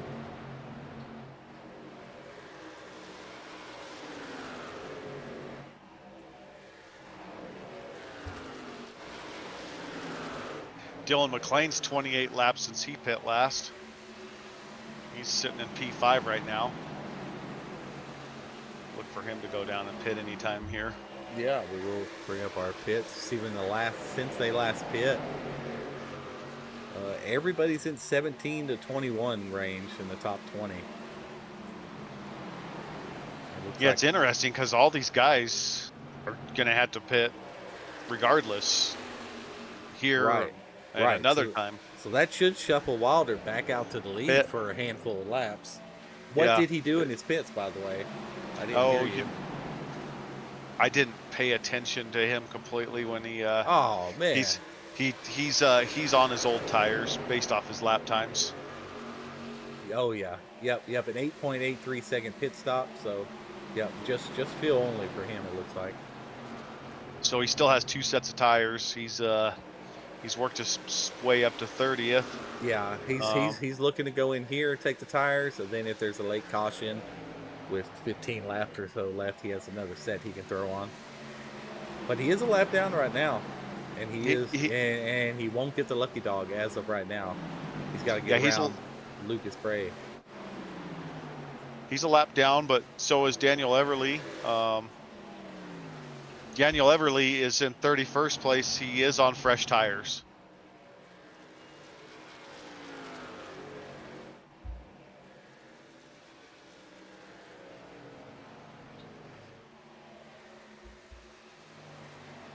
Rano, 2-second lead over KLD's. He's just falling way back there. Mike Ufell's starting to lose a little bit of ground. Those tires must be heating up quite a bit as they're all about to have to go in. This whole top 20 that we've seen for sure is going to have to go in. Reggie Harris and Brandon Dayhoff, about the 25th position, are going in.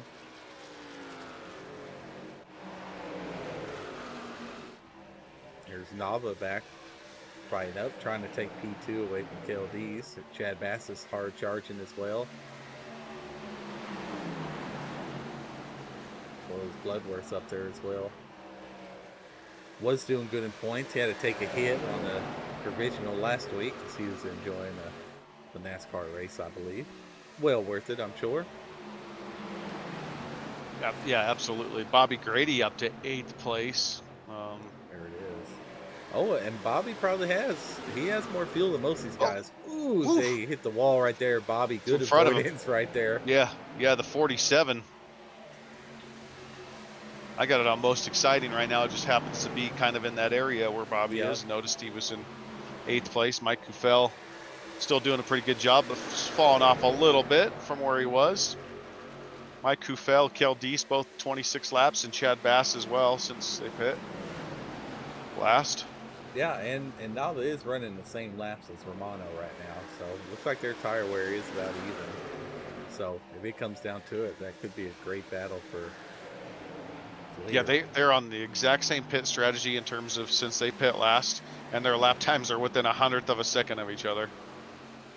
Yeah, I would say Chad Bass is a little bit shorter. Chad Bass is going to have to pit a couple laps earlier.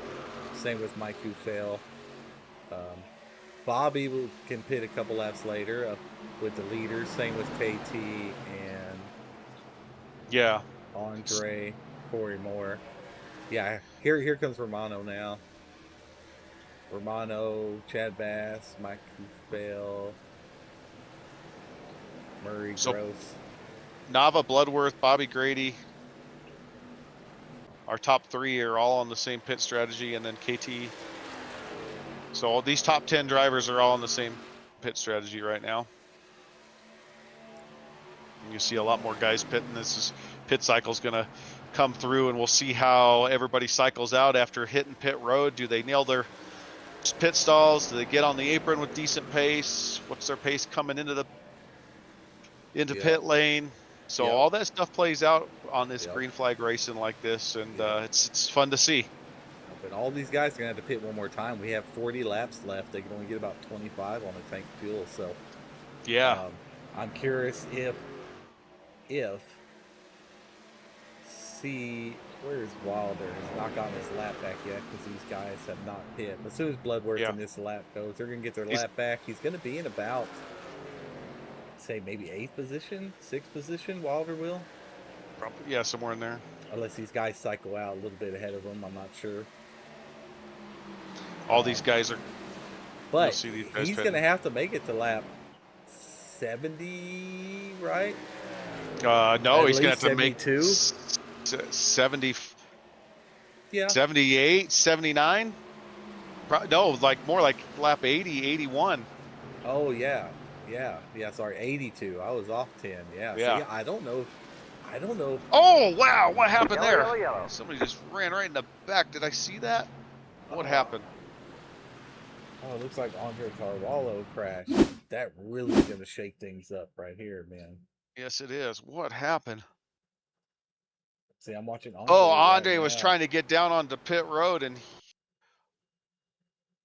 oh, Corey. I wonder if Corey called it, or I wonder if Andre called it or not.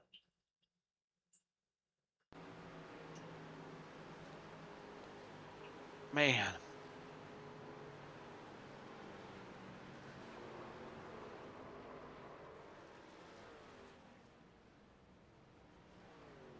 Sure he won't get a penalty for that? Go ahead and go, Andre. Oh, he's going out. He doesn't want to get a penalty for that. He was wrecked in there. I'm not sure what happened there. Corey Moore is our lead, but he's going to have significant damage to the front end there. So, do you have any idea if Andre called that out? He normally is really good at calling those out, so I'm sure he did. We'll look here at Corey Moore. Oh, I wonder how many of these guys got black flags from. Not looking like any. Oh, yeah. I'm going to be right back here. Yeah,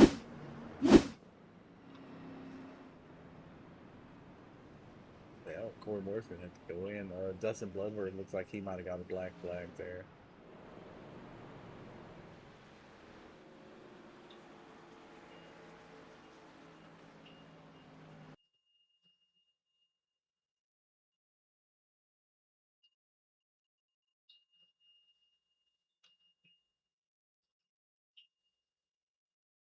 Yeah, some of these guys were entering pit. I'm only seeing Bloodworth with a black flag. So everybody else. He said he's just got an EOL. He's not worried about it. But the timing on that, when that caution came out, I'm sure he was running down to go into the pit road, right? I don't know if he was speeding or not. I don't know. I don't know where it came out or how it happened. I tried to go back and look, but I couldn't. But I think a lot of those guys are going to get to wave around. Let's go up front and look here. Looks like Bobby Grady's getting a wave around. Oh, looks like Bobby Grady's in P1. Showing me. See where it slots him in. I think it's P7, but my relative's saying P1. But I think iRacing's going to say P7. So Chris Mono got the lucky dog. See where it's trying to put Bobby. Oh, no. Bobby Grady is going to be in first place. So that pit cycle worked out really well for. Now, I'm assuming Wilder went in and took tires there. It is showing that we only have 10 on the lead lap. Yeah. Well, that. If Kian's asking why he didn't get the wave around, but. Because Romano got it. Oh, it's a wave round because it's Bobby. Because they put Bobby up front. Yeah, iRacing has control of that. There's nothing we can Yeah. do about that. Nope.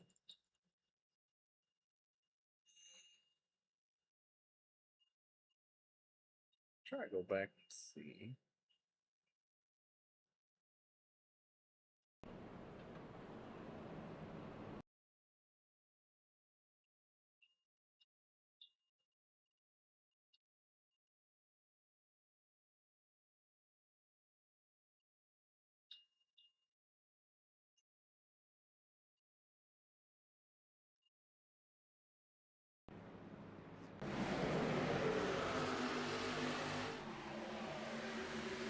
Not really sure why and how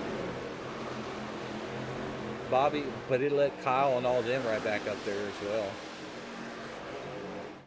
So it wasn't only Bobby, it let all those guys up front. But it trapped a lot of guys a lap down. Yes, we it only did. have 10 That- right now.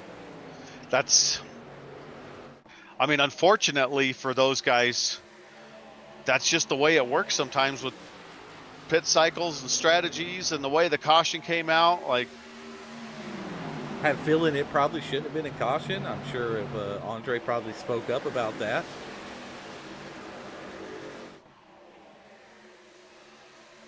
So did Andre call us pits there, or was that Corey Moore's mistake, or do you know? I don't know. We're going to have to watch back and see. So many guys. Here's the challenge: if everybody's calling their pit cycles at the same time. Yeah, definitely right around the pit area. You really have to stay vigilant coming into 3 and 4. You know. But Corey Moore does have the lead right now, and he's starting to pull away, so he must have got some tires. So maybe Bobby didn't. Curious on why. Bobby's lap times show that he's got decent tires. I wonder if he's not pushing. I mean, because he's not slow, Yellow but he's flag not is out. fast. Oh, caution. Well, let's find out. They may change things up. Looks like Sean McClain looks like it's crashed a little bit. Let's see what we have here.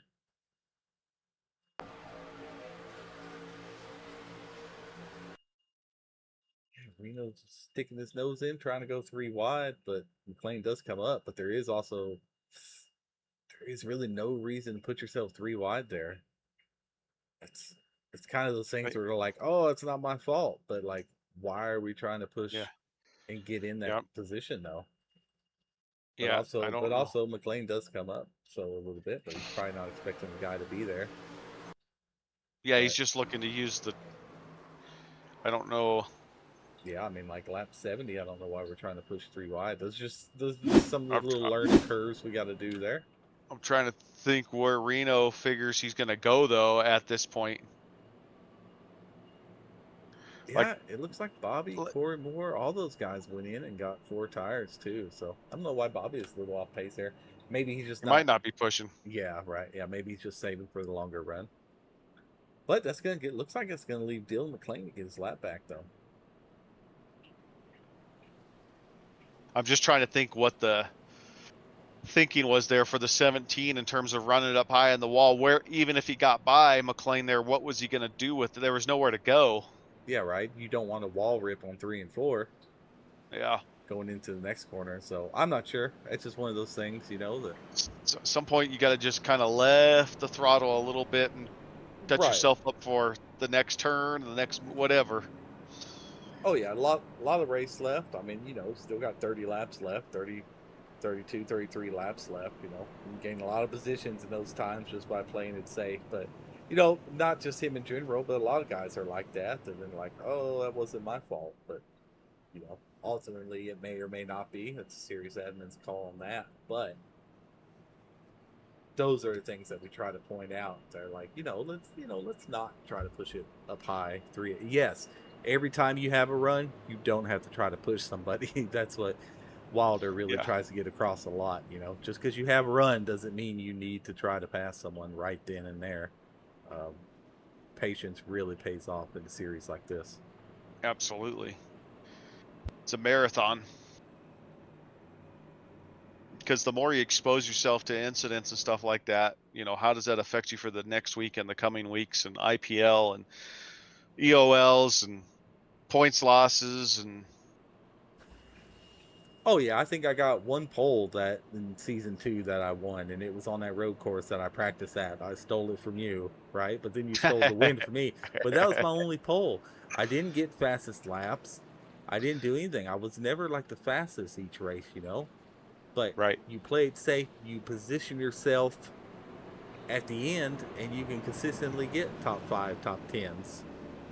Yeah, that's exactly it. You want to set yourself up to be there at the end of the race every race. And you want to keep yourself off the IPL. You want to prevent yourself from having EOLs and drive-throughs and 15 points stocked here, and you start doing that stuff week in and week out, or every other week, and it makes it really tough to compete for those championship rounds. Well, perfect example in the championship series. If it wasn't for my blown motor, I dropped down to 4th, but I was 3rd in points in the championship series. Haven't even gotten a podium yet this season, but yet I was 3rd in points. Right. So again, you don't have to be the fastest every week. No, you want to be consistent. 20 races. Long season. Thousands of laps, literally. Yeah, about 2,200 is what we normally do. Green flag. Yeah. Take the lead. Oh, I think Corey picked the top side, did he? Bobby kind of got a pretty slow start there. 30 laps left, though. Those guys, maybe some guys at the back went in to fuel up, right? Why wouldn't you with 30 laps left? You might be able to stretch it if there's a caution. Might be able to squeeze it. Yeah, it's worth a shot anyways, right? 100%. I don't think Corey Moore has ever won a truck race either, has he? Yeah, I think he won last year. Didn't he? Gosh, I could have swore. Yeah, he's won ARCA, I know that, but I couldn't ever remember if he's won truck race. I would look that up real quick though. Yeah, I thought he did win a race last season for some reason. I feel like he did. Well, lucky for you, I think we have the truck's all-time winners list. Hey, you and I are on there. Well, yeah, we're falling down a little bit though. I mean, we're like. Well, that's a product of only being able to race one season. No, I'm counting them for this series. So, if you win in championship there. Yeah. Let's see. No, I did not see Corey Moore on here. He has not won a race. No, he has not won a truck race. He's won a couple ARCA. Yep. We'll go get it, Corey. Also, Bobby. Love to see Bobby win a truck race. All right, he still is winless in truck series. Yeah, he won our Gen race. 6 race. He won Indy last Wednesday. Yeah, he knows nothing about. And there that guy is. Oh, man, we got to throw a blanket over these guys in about the 17th position. Bloodworth. Yeah, I got it almost excited right now. Bloodworth, Wilder, and Andre 3 wide there. That whole corner and the whole back stretch.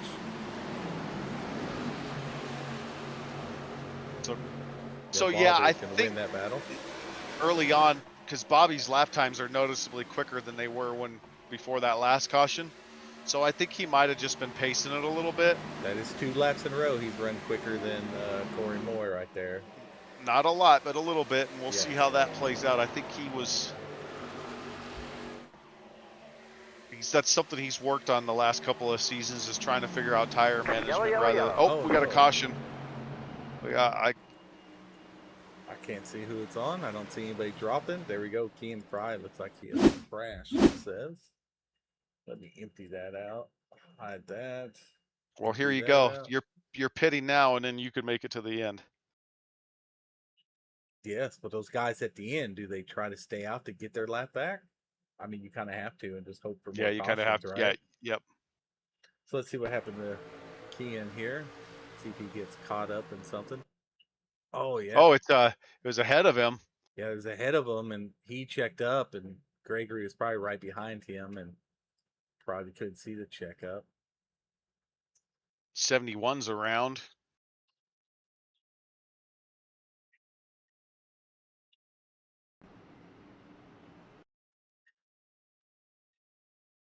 Yeah, let's go in the cockpit. Oh, it looks like Andre has the outside.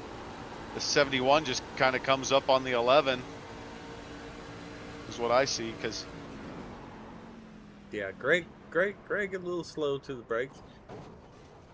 But that's all right. I mean, there's really not much he could have done there as he was drafting Ken. yeah. So what happened there? The 71 might have got a little.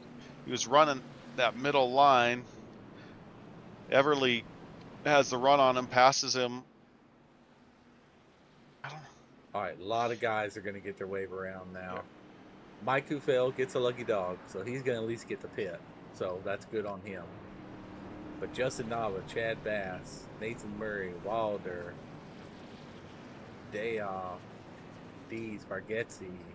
I mean, there's going to be about 12 of them that are going to get wave arounds here. And right now, KT is first off pit road. Wow. So Ryan Seabolt, Bobby Grady, those guys. Huh. Excellent pit stop for Seabolt, Bobby Grady. Well, KT, fuel only. He was only Corey in Moore. his pit stall for 7 seconds, so fuel only for KT. Ryan Seabolt, Bobby Grady, definitely 4 tires. Kyle Rogers, Chris Romano. Yeah, what happened to Corey Moore? He lost a lot of spots because Bobby Grady's sitting in 3rd and Corey's down to 9th. He had almost a 20-second pit stop for some reason. He slid through his box, I bet. He must have. But everybody in front of KT here is going to get a wave around. And you said KT did not take tires? No, KT was only in there for 6.87 seconds. So that's he's a sitting duck for he's a sitting duck for Seabolt and Bobby, probably Bloodworth as well, I'm assuming. All right. Unfortunately, these guys, yes, they're going to get their lap back, but they're not going to get the pit here. So, as we're going to see about 20 of them, I think, get a wave around here. Finally going to get their wave arounds. I got to imagine, though, we'll have another caution if I had to guess. Right. And definitely won't extend it for wave arounds either. A lot of these guys always try to ask, do we get it extended? No. Nope. Get a wave around. That's a bad part of getting a wave around. Yep. Kian just said they're not going to extend it for a wave around. Oh, see, there you go. That's exactly what it is. Yeah. Well, that also gives a chance for those guys to pit too, which is also unfair. Like, yeah, that's exactly. You don't get to, and you have to catch up. Just don't get caught a lap down. That's all you can do there. But Ryan Seabolt in real good position because he got 4 tires and he's up there. You have Romano too. He's got tires and he's in 5th. So look for Romano making his move here. How aggressive are these guys going to be? Joe Hudson ways. We have Randy Post, our pole sitter, up to 7th, and he's got some freshies as well. Yeah, so this will be interesting, these top 10 trucks or so. Yeah, as we go with about what we got left? I don't know. About 22 laps? Yeah, I mean, they're good on pit cycle. All they got to do is just stay out and race. We have KT. He is going to be slower here in about 2 laps when these other tires warm up, but you do have a teammate of Dustin Bloodworth there in 4th position, so... Yes. Seabolt might have the run on KT sooner than later.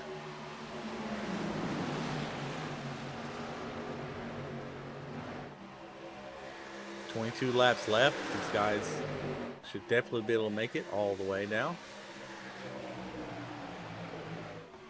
Looks like Ryan Seabolt is going to get to lead that lap. You should start seeing these tires make a little difference now. Bloodworth and Bobby almost touched there. They recognized it. Both got separated. But you do have Randy Post and Bobby Grady working his teammates, though, here.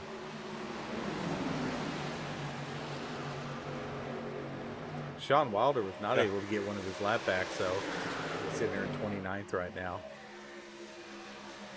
Did a great job on stage points. So as Romano cuts that apron, gets a little loose coming off, but it looks like he's going to get a run, but Bobby's going to have better exit speed here at P2. But I think overall, Romano's probably going to get him here.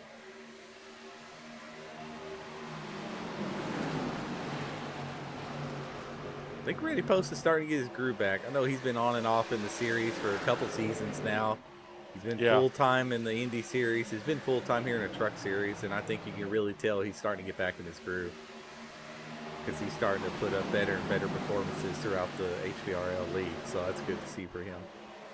Well, and he got that new setup. He went from a G29 or whatever to a fancy direct drive, and I don't know how much work he put in with that direct drive and getting comfortable with it, and figuring out software settings and all that, because that stuff makes a difference.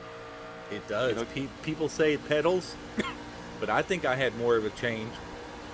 I do primarily ovals, of course, but I felt more of a change when I went to direct drive more than I did the pedals. Yeah, especially in oval, because while pedals, braking and stuff is important, it's not the same as running a GT3 or a GTP car or something like that. Right. So yeah, I did. I mean, granted, I did get them at the same time, so maybe, but it just felt like the wheel was so much like I was able, like you just feel everything much better. Bobby, I think, heats up his tires a little bit trying to stay off of Romano, losing a little bit of ground to Randy there, but I'm sure they're not going to do what K&W does and take each other out. KT's tires must not be that old because his laps are slower, but he's not slow. Let's see if he can manage the damage here in terms of how much he falls back. But you got these guys like Bergazzi, he's 26 laps since he's pit, and he's one of those guys got the wave around. I'm sure he's in 18th place. He's going to have to pit. Nava's going to have to pit. Yeah, there's a lot of guys that really need a caution right now. Or there's going to be a lot that are going to be a lap down. As Romano looks like he is taking the lead. Oh, side by side. Dayhoff's pitting.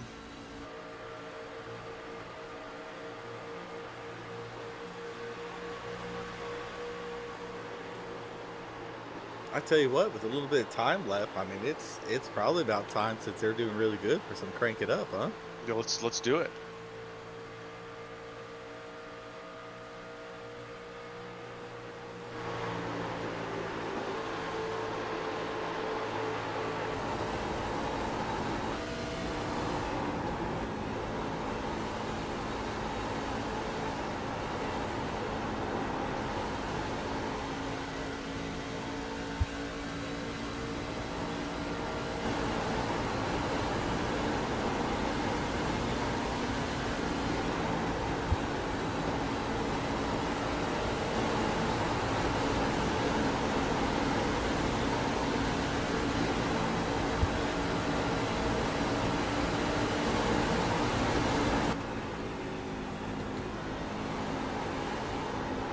Yellow flag is out. Well, at least we got a little bit of it in today. We did. Joe Hudson, I don't know what happened, but Reginald, Hughes, Connor, yellow flag. Just leaving the pits there. I'm not sure. Let's see where this happened at. Joe Hudson. We got the 70 of Hughes. I don't know. Oh, 70 of Hughes just coming up off the turn, off the wall, and into the right rear quarter. Oh, yeah. Well, they are pushing again wide. I mean, it is getting at least a little bit close to the end here. Oh, yeah. Oh, yeah. 70 hits the wall. Oh, they're definitely on 70 for hitting the wall. Coming down, collecting Joe Hudson on that one. Yep. So if you're going to push it, you got to make sure to stay off the wall. So. Ooh, Bobby gets loose right there in front of him, though, which slows down Hudson, which got a run on 70. So probably more of a racing deal on that deal, since Bobby did get loose and slowed up, though. Well, yeah, he still got off the wall, though. All right, a lot of guys going in the pit. These guys, here's the time. I mean, we have 10 laps to go here when you get tires. So it looks like you can't see, that's the thing. 10th and below are gonna get some those guys are all going to get tires. They're going to be coming through the field. I hope Bobby's one of them. He is not. Bobby's going to try to hold on in the third here. Yeah, ninth place and above stayed out. And 10th to about 20th is going to have 4 fresh tires. So, yeah, 10 laps to hold those guys off. Be interesting to see. It sure is. The only thing I'll say is Romano has control of the field if he can get out and get some clean air.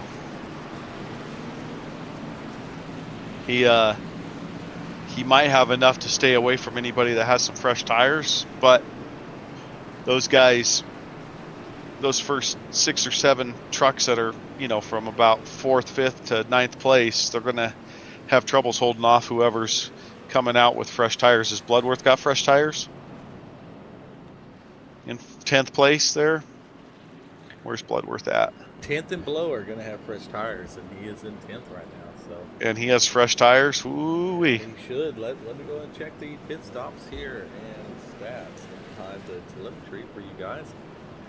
Yes, 4 tires for Bloodworth. It looks like 2 for Everly, 4 for KT, 4 for everybody. 10th all the way to 20th. 10th to 19th went in and got 4 tires, with the exception of Everly got 2 tires.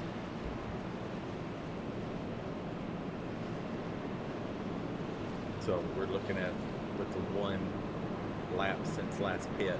So all those guys, yep. So 10 of them got 4 tires, like I said, or 9 of them got 4 tires, and Everly's going to try to hold on with 2 tires. He might be just as fast as those other guys. I mean, he should still be a little bit quicker than the leaders. It's just he's got to also battle against those other 10 guys that got 4 tires. So, yeah, this is going to be a great 10-lap shootout here. Absolutely. I mean, Bloodworth got 1 win earlier this season. His first win, a similar situation. Able to take tires at the very end of the race, if I remember right. Green flag, green flag. Green flag race, and here we go. Romano with a decent jump. Seabolt, good reaction. Yeah, Romano, Seabolt, all these top 5 or 6 guys are going to have to put in some real good consistent times. Black flag for Brad Dorr. Yeah, these guys with those 4 tires to over push. Oh! Yep, there it is. Everly. Daniel Everly into. Yep, Everly on those 2 tires. That's one thing. If you start pushing too soon before these tires get any heat on them, which I was curious on these tire difference, what there was going to be some issues or not.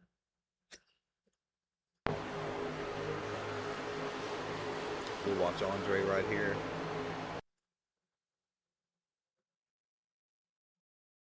Oh, I think Everly might get a little loose there. Andre's tracking up as his normal line, and Everly, yeah, it looks like he has a line and just kind of tracks up or tracks down a little bit. I don't know. It's going to be a tough call for the series admins on some of these tonight. Yeah. I'm glad that's not my job, Chris Weiniger. See him in the chat. He's cheering for Wilder. Wilder is up into 23rd.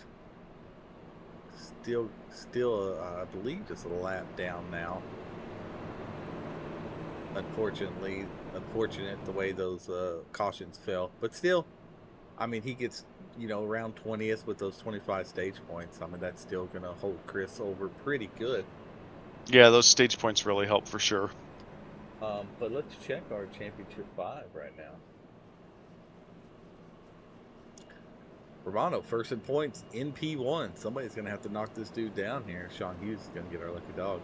McLean second in points in P6. KT McCann really doing good this season, man. P10. Everly just got caught into that in P4. In 4th in points, he's in 20th.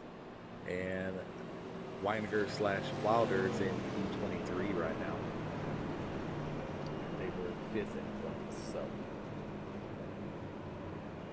I get to enter the points and do some of the points today, so I'm excited to get to look how they all get to shake up. And man, someone's going to have to just concede this season to Romano if somebody can't step up and beat this guy at some tracks. I mean, he has. I don't even recall that he's had a bad race yet. Well, and he's been putting a lot of practice in, because I could see where his I rating is compared to where it was last season.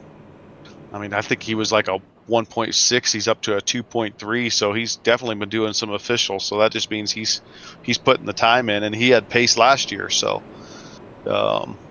it's definitely got to help for these guys to also kind of race in another series with trucks, and who knows what other leagues they run in trucks too. It just helps. I mean, you can learn a lot.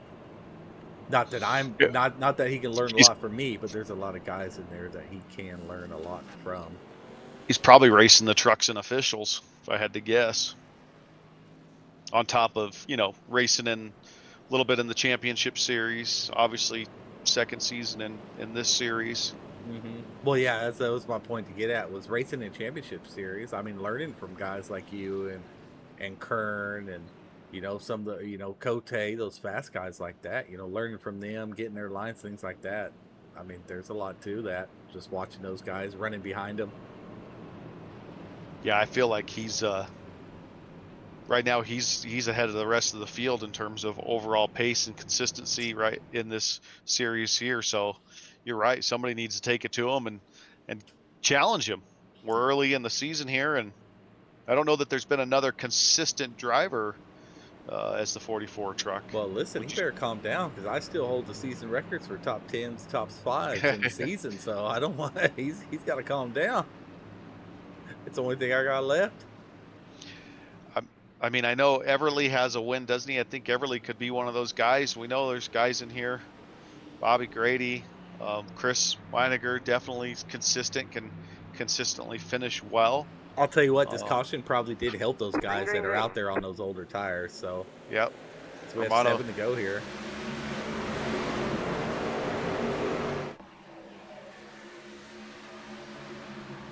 It's going to get real chippy right about now. Yes, it is. These guys with tires are going to try to march their way through the guys with lesser tires. They're going to be real aggressive here with only 6 laps left. So we're going to see a lot of aggressive moves here.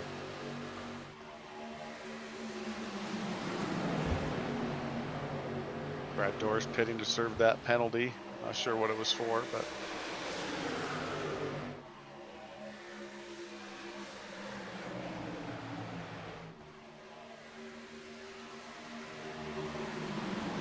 Dylan McClain getting on the inside of Seabolt. I don't think he was meaning to leave that open. I just think Dylan snuck in there.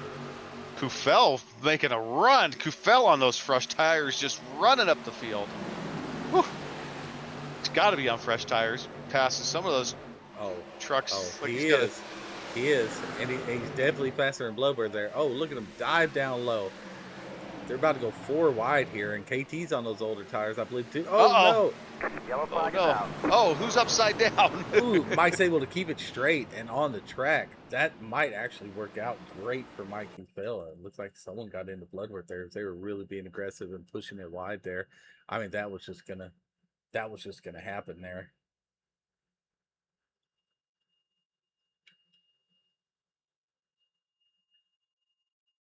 Rambo is what number? 69?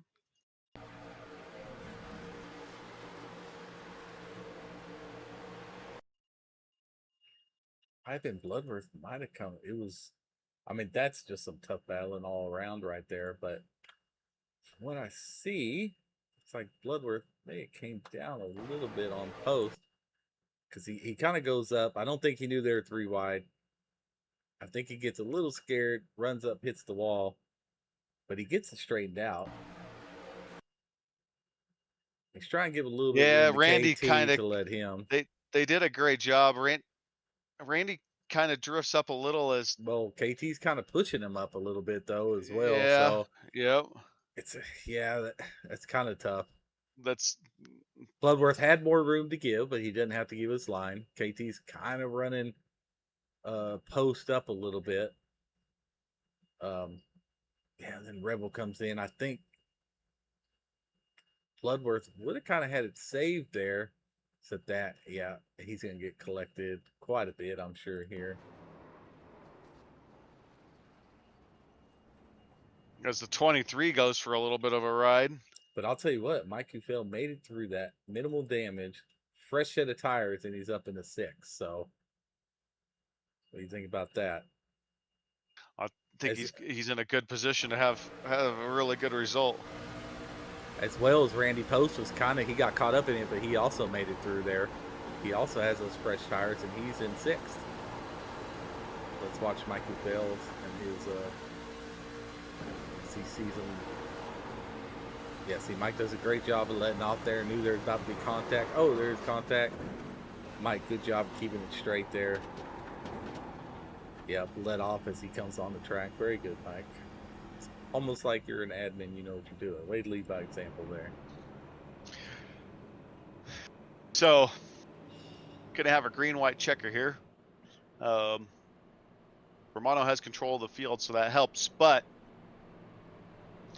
you got KT's on 2 tires, is that right? You decided he was on 2 tires? KT's on fuel. On fuel, oh, that's right. He's on fuel. But then sitting in 7th place, like you said, you got Mike Kufel and then Danny Gross, probably, Justin Nava. Yeah, look so at Danny 7th, Gross 8th, work his way 7th, up 8th, too. and 9th are probably all on pretty fresh tires. Do they have enough time? And no, 5. Yeah, 6, 7, 8, 9, 10. Yeah, all those guys. So Mike and Post are the ones to watch out for. They are also teammates with Bobby as well. So should all be, I believe they're all K&W here. I show Randy, it's been 23 laps since he pit. Oh, it has. You're right. You're right.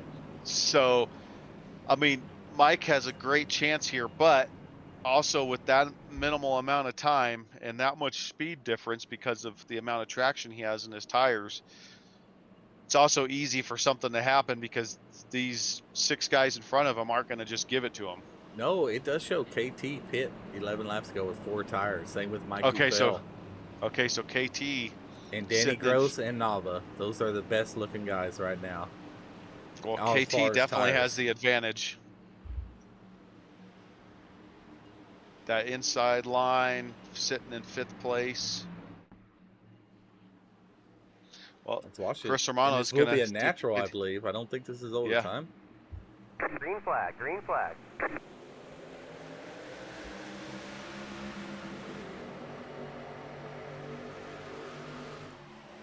A little bit of cloud cover as well. 115-degree track temps. Let's cool it down a little bit. See if Bobby's staying out. These a little bit older tires, but these top 5 are going to be able to hang on. It's got that high line. Got a good run there. But you have Justin Nava trying to fight with Mike Kufel. That's also on those good tires, but Mike's got to find a way around those guys. I just don't think he's going to. Thinking there's 7, 8 laps maybe, but I don't think so now. As the Deuce himself has moved up into 2nd. Here comes KT trying to work down low here. I just don't think KT has enough time. KT, they really got to slam the door down low. Oh, and there goes Randy Post on the outside there. I think KT's going to get him on the inside, but I think that's it. Oh, Randy might get a run here off the top. Here we go. Mono Bobby. Randy Post in 4th. Josh Revel just got the fastest lap on the last lap of the race. Yeah, what's crazy is all those Bobby and Dylan McLean both set their fastest lap as well. 115-degree track temps will do it. Yeah, the tire still had some life left in them.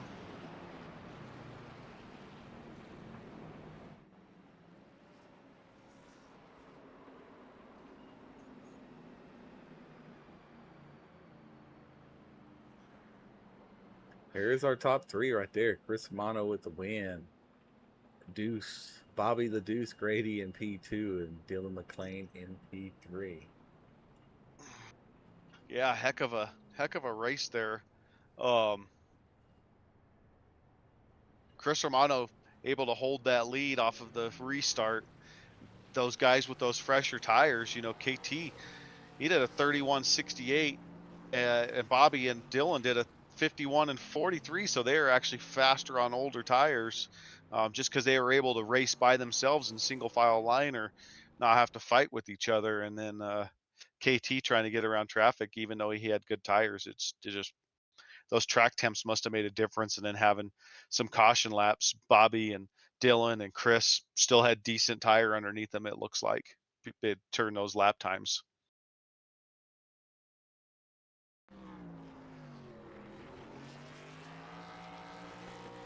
Well, how many wins is that on the season for Romano? I'm not sure. I'll have to look. I'm really surprised Bobby is really able to hold him off kind of on those. Well, all those guys in the top 3 with those. I guess we'll have to ask him. I think that's maybe 2 for him this season. Yeah.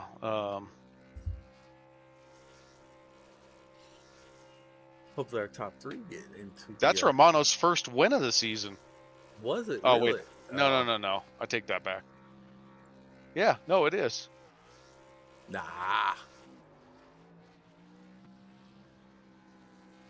Huh. Yeah, Dustin Bloodworth, John Fieldley, Daniel Everly, Dylan McLean. Oh, so still no back-to-back winners yet. Still no back-to-back winners. Crazy. 5 separate winners on the season. Awesome. We've also had that in championship series. You know, we still haven't had back-to-back winners of that. And that's not even that big of a series. It's crazy. Can we get these guys up to the waiting room here? Yeah. Do we have Dylan McLean up there already? Not yet. We don't. Well, snag him up there if you see him.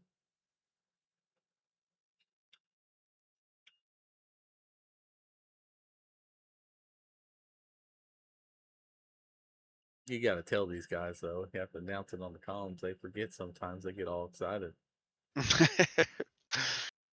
Yeah. Well, overall, that was a pretty good race. We had a lot of green flag laps. There was just some cautions that were kind of back to back there. But overall, pretty good racing, because there was some strategy that had to come into play with those longer green flag runs. Right.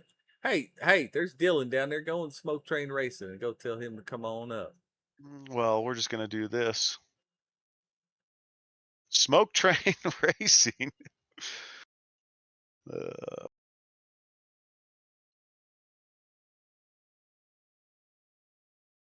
Dylan McLean, you're up here in the booth with Sean and Bryce. Congratulations on that P3 finish. Heck of a race. Tell us about the race there, good sir. Well, it started out rough because I started in the back, and then there was a wreck or something, and I went low and slowed down, and I still couldn't get out of the way. Ran into Donovan, so then I had a quick repair on like lap 7. Ooh, then it was just it was just a battle the rest of the time to get back up there, but we found a way, and good racing there at the end. Just tough on restart, so the outside can just suck the air right on your right rear, and it just pulls you back and you can't go anywhere. But it was good. It was fun. Well, you have a win. Yes, sir. You've got 4 top 10s now, 3 top 5s. You're in second place, right behind tonight's race winner and Chris Romano. So maybe you can give him a run for his money this season, and see where you guys shake out at the end. Hey, we're gonna give it a try. Chris is he's definitely awesome, man. He's fun to race with every week. Yeah, he puts the pressure on you. He does a good job at staying clean, and he just always finds pace when he needs to. Yes, he does. He's good at it. That's for sure. Well, what do we have for race next week? Iowa. How do you feel about Iowa? Never driven a truck there, but I believe in ARCA last year I won it. So I think I like Iowa. We're gonna find out. It's a night race, 160 laps with 2 extra sets of tires, so that could come into play. If you have 160 laps for 3 total sets of tires, there's definitely going to be some strategy there, especially. Yeah, gotta save them up. Yeah, that's a fun track. Happy you got anything for Dylan? Oh no, definitely. I mean, doing a great job this season. I know you had, I think, a bad race maybe last week or something, or maybe it was 2 weeks ago, or maybe you weren't here or something. But definitely, you weren't up there in points as much as I thought you should be. I think you were up, maybe Oh, dropped it down a little bit. in ARCA, I think I'm in like 6th or 7th in points there. Maybe. Yeah, I'm in the top 2 or 3 in the other two. Oh, okay, maybe okay. I do all the points for all of them, so maybe that's when I go confused though, because I'm like, man, he should really be higher than that the way he's performing. Well, that's right. I think you were second in points, and here a third place finish should keep you right there. I mean, nobody should Yes, pass sir. you there. So, but no, congratulations on yet another podium, man. Thanks, Happy. Appreciate it. Anybody you'd like to shout out? Shout out my family. Shout out you guys for doing a great job, putting on a great league every week. And shout out my girlfriend. I think that's all I got for the shout outs tonight. Well, again, congratulations on the P3 finish. That's, what is that, 4 top 10 finishes in 5 races and 3 top 5s plus a win. So off to a great start after five weeks and nowhere close to the IPL. So keep it up. Good job and heck of a race tonight. Thanks, guys. I appreciate it. You betcha. There you have it, Dylan McLean, and the number 2 truck coming away P3 tonight. So far, pretty good results from him. Oh, definitely. We'll go ahead and pull up Bobby Grady here. In the number 1 truck. In the number 1 truck, finishing P2. I think you've had a handful of P2s across the truck series here on Sunday nights. Deuce. I'll tell you, I'll take another deuce. There you go, Happy. I opened my mouth too soon after the Indy race and like, oh, I'm past that, but no, back to the deuces. Well, it really is a heck of a finish, and Romano, he just knows how to find pace when he needs it, and having that restart and being able to control the field, that was going to be tough to run him down. He was going to have to make a mistake, and I don't know that he's going to make a mistake in a situation like that very often. That was a long run track for me. I was really able to, save tires and had good percentages when I was done. But towards the end, we were, just running short laps on the tires, and I wasn't as fast there. So it was a good race. It was fun. I started dead last, so I feel pretty good about taking the deuce. It's a finish that's up there and not wrecking and all that good stuff. So I'm happy. Yeah, absolutely. Starting dead last with 40 trucks and finishing second, and really, you got yourself up there shortly after the end of the stage. Is that right? Or were you up there towards the end of the stage? I was up towards the top 10 there. Yeah, somewhere right in there. And then I happened to make a pit stop and kind of save some fuel. And I came across the start finish line when the yellow came out in the pits and just beat, the first truck out. So I was pretty lucky to be on the, lap and the lead of the race, I guess is what it was. And I didn't even realize that. So just kind of worked out. Yeah, well, sometimes you get lucky, and those pit stops can make a huge difference in this discipline for sure with cautions, and it worked out well for you tonight. Some other guys not so lucky, but that's the way it works sometimes. You only had 4X, so I'm sure you're doing pretty good on the IPL list. That was just a little bump with somebody too, but so that was pretty clean other than that. And yeah, it was a fun race. Oh yeah, you're nowhere close to having to worry about the IPL, especially after that. You're sitting just fine. Yeah, I mean, you had a successful Wednesday night winning the Indy Series, and work from dead last to second place. And have you made every race so far this season, Bobby? You've missed 1 or 2, haven't you? Missed 1? No, I just had some terrible luck in the beginning. I was leading after Daytona, and then it just kind of went downhill for a few races and just the wrong place at the wrong time, like we were talking. And but you can get it turned around and get back in this thing, hopefully. Yeah, I think tonight's results will help you out a little bit. Anybody like to shout out?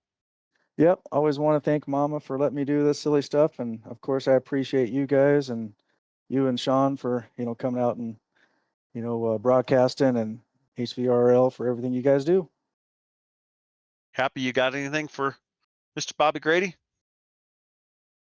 Nope, I don't. No, sorry, I had to take a phone call, so to go ahead and carry him on. But of course, congratulations on another deuce, Bobby. Thanks, buddy. Yeah, well, The one truck, Bobby Grady, coming P2, should be good results for him, help move up in the point standings. Great job, Bobby. Look forward to seeing you next week. Thanks, Bryce. Appreciate it, guys. Well, there we have it. The number one truck with another second place finish. Go ahead and pull up our points leader and race winner in the 44 truck. Mr. Chris Romano had a good truck all night. Qualified top 5. I know Randy threw down that crazy qualifying lap there at the end, but you had good race pace all night, kept yourself clean. Kind of tell us about how it played out for you. Yeah, it was a good race. Just happy I was able to put everything together and get a win finally this season. So had speed all season, just haven't been able to figure it out. But this race I did. That one caution came out, I was stuck a lap down, so I felt like here we go again. but it worked out. I was able to get back on lead lap and get up front. I saw the 2 behind me. He was coming on quick, so after that restart, just didn't really want to give him any draft at all. Just try to suck up Bobby to me because I wasn't sure about the 2's tires, but I knew Bobby's on the same set of tires as me, so it worked out, and I was able to come across the line first. Yeah, well, that's 5 races and 5 winners. Yeah, that's the truck series. Yeah, that's the truck series for you for sure. Yeah. But man, I lost my train of thought. I was going to say something. Oh, you guys at the end of the race there. I mean, you guys obviously there was some caution laps, so you had 26 laps since you last pit, but there were some caution laps. But you guys Bobby and Dylan all turned. Well, you were just a couple hundredths off your fastest lap, but you all turned fast laps on that last lap. So those track temps came down significantly there for that last run there on that green-white checkered. That must have made a difference on your guys' pace because there was trucks behind you guys that were on pretty fresh tires that thought, well, maybe these guys have a chance to make a run, but you guys had your best pace at the very end there. So did you notice a difference at the end with the grip? Were the tires still plenty fine? Did you happen to look at your tires at the end of the race to see the percentage on them? Because I was really shocked when I saw how fast you 3 were on that last lap. Yeah, I didn't look at my tires at the end, especially after burning it down. Probably at 0. Yeah, that's a good point. but no, I definitely felt a difference at last, like I'd say since the last pit stop compared to the beginning of the race for sure. Because beginning of the race, I was super tight. I'm not sure if I just overdrove it a little too much at the beginning or what, but I had to let off and even use the brake in 3 and 4. But this time, the caution laps I'm sure helped a little bit, but and I knew KT was on fresh tires behind me. I was waiting to see that 95 come up, but just it felt good. I was just a little let off the throttle in 3 and 4, and a little bit in 1 and 2, and just felt like how I'm used to it feeling here. But at the beginning of the race, though, it was just completely different. Like it was super tight for sure. Well, at the beginning of the race, it was 132-degree track temps, and then at the end there, you guys were like down to 115, which it dropped significantly that last couple of minutes because it was still up around 125, 126, not too long before that last caution. So we just noticed. I think that played a huge part in those trucks behind you guys not being able to make as much of a run as they could have if the track temps were hotter, I guess is where I was going with that. If they would have been able to pull it off, that's a whole nother story, but they really didn't even have anything for you. Yeah, it's even when I picked KT didn't take tires, I took tires, but even then I was sort of wanting to do what he did and just save his set just because of how tight it was. But like you said, the track times definitely helped, and I was able to run this set for the rest of the race, and it worked out. Well, you were first place coming in tonight, first victory of the season. Yeah, Dylan McLean just behind you. He finished P3. He's had a pretty solid season so far. Yep. But right now it's yours to kind of, lead the charge and see how the season goes. See what some of those guys can do behind you. So you're off to a great start. You got Iowa next week. It's 160 laps at night with 2 extra sets of tires. How you feel about that? I like Iowa. Last season we ran it, and that was the first time I ran out of the truck, so I sort of learned a little bit. Coming off of 4 is sketchy, and Yep. I'm pretty sure I spun out there my qualifying lap last season too, so definitely don't want to do that again. And Just I noticed you definitely want to take care of your tires there for sure. It's been something I've been trying to work on, and remember last season I was starting to come on late because I think I was finally starting to figure it out. So I just got to try remember what I did there and try and do it again. Well, 160 laps on Iowa with only two Two extra sets of sets. tires. The entry on 3 is going to be important Yeah, because for the entry sure. on 3 will be determine what the exit on 4 looks like. So if you're battling the entry on 3 or over driving the entry on 3, it's going to be that much harder on 4, and then you're just going to eat tires up. But it should be fun. I'm looking forward to calling it. So, but heck of a race. P1, 5th race, 5th winner, our points leader in the 44 truck, Mr. Chris Romano. You got any shout outs? Yeah, you guys, of course, are for the broadcast, HVRL, and as a whole, just it's awesome league, and thank you for everything you guys do. My team, Revolution Racing, Greg, Lucas, and Sean. We had some bad luck today. They did, but they definitely have speed, and we're gonna be coming on late. I already know that for that team's championship, and then yeah, just all the guys I'm racing with. It's a lot of fun racing, and just I really enjoy this league. So thank you. Yep. Well, we appreciate having you in here. Great representation of the league and what we're looking for. Good attitude, good clean racer, bring pace, challenge guys, and our points leader and race winner tonight, Mr. Chris Romano in the 44 truck. Thanks.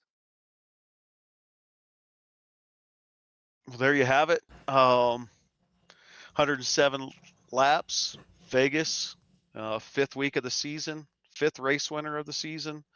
So that was Our his points first win of the leader, season, right?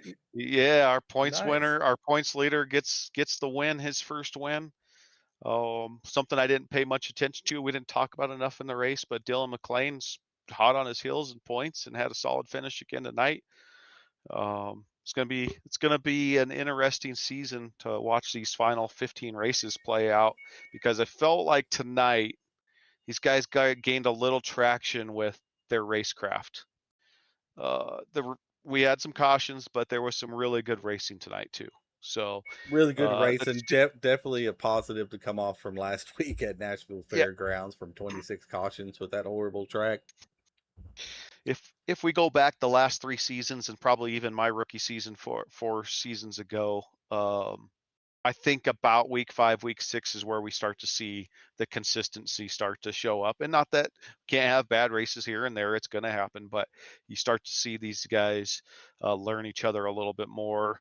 The IPL gets into effect, the penalties get into effect, and start thinking about things. And that's why you have set it up that way, and the discussions are made. And here we are after week 5 and a noticeable difference in the racecraft. So congratulations to these guys tonight for putting on a heck of a show. Oh, they did awesome. They did awesome. I'm sure they'll do pretty good at Iowa too, which I'm excited to watch. But our top 3 is we talked to Chris Mono, Bobby Grady, and Dylan McLean there in order. We did 109 laps here today instead of the 107. Yeah. 13 green flag lead changes, 15 different leaders.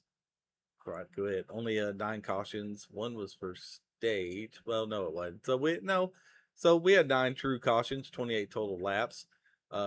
Most positions gained, KT McCann with 31. So great job by him. Most laps led was only 27. So definitely you can tell we had a lot of Shuffling. lead. Yeah, a lot of shuffling. Fastest lap, Brad Dory, the 31.329. And Randy Post was our pole. As you can see, I have it on incidents over here at overall. We have a lot of guys in single digits. Dylan McLean was the only one in the top 10 with double, and he had 10.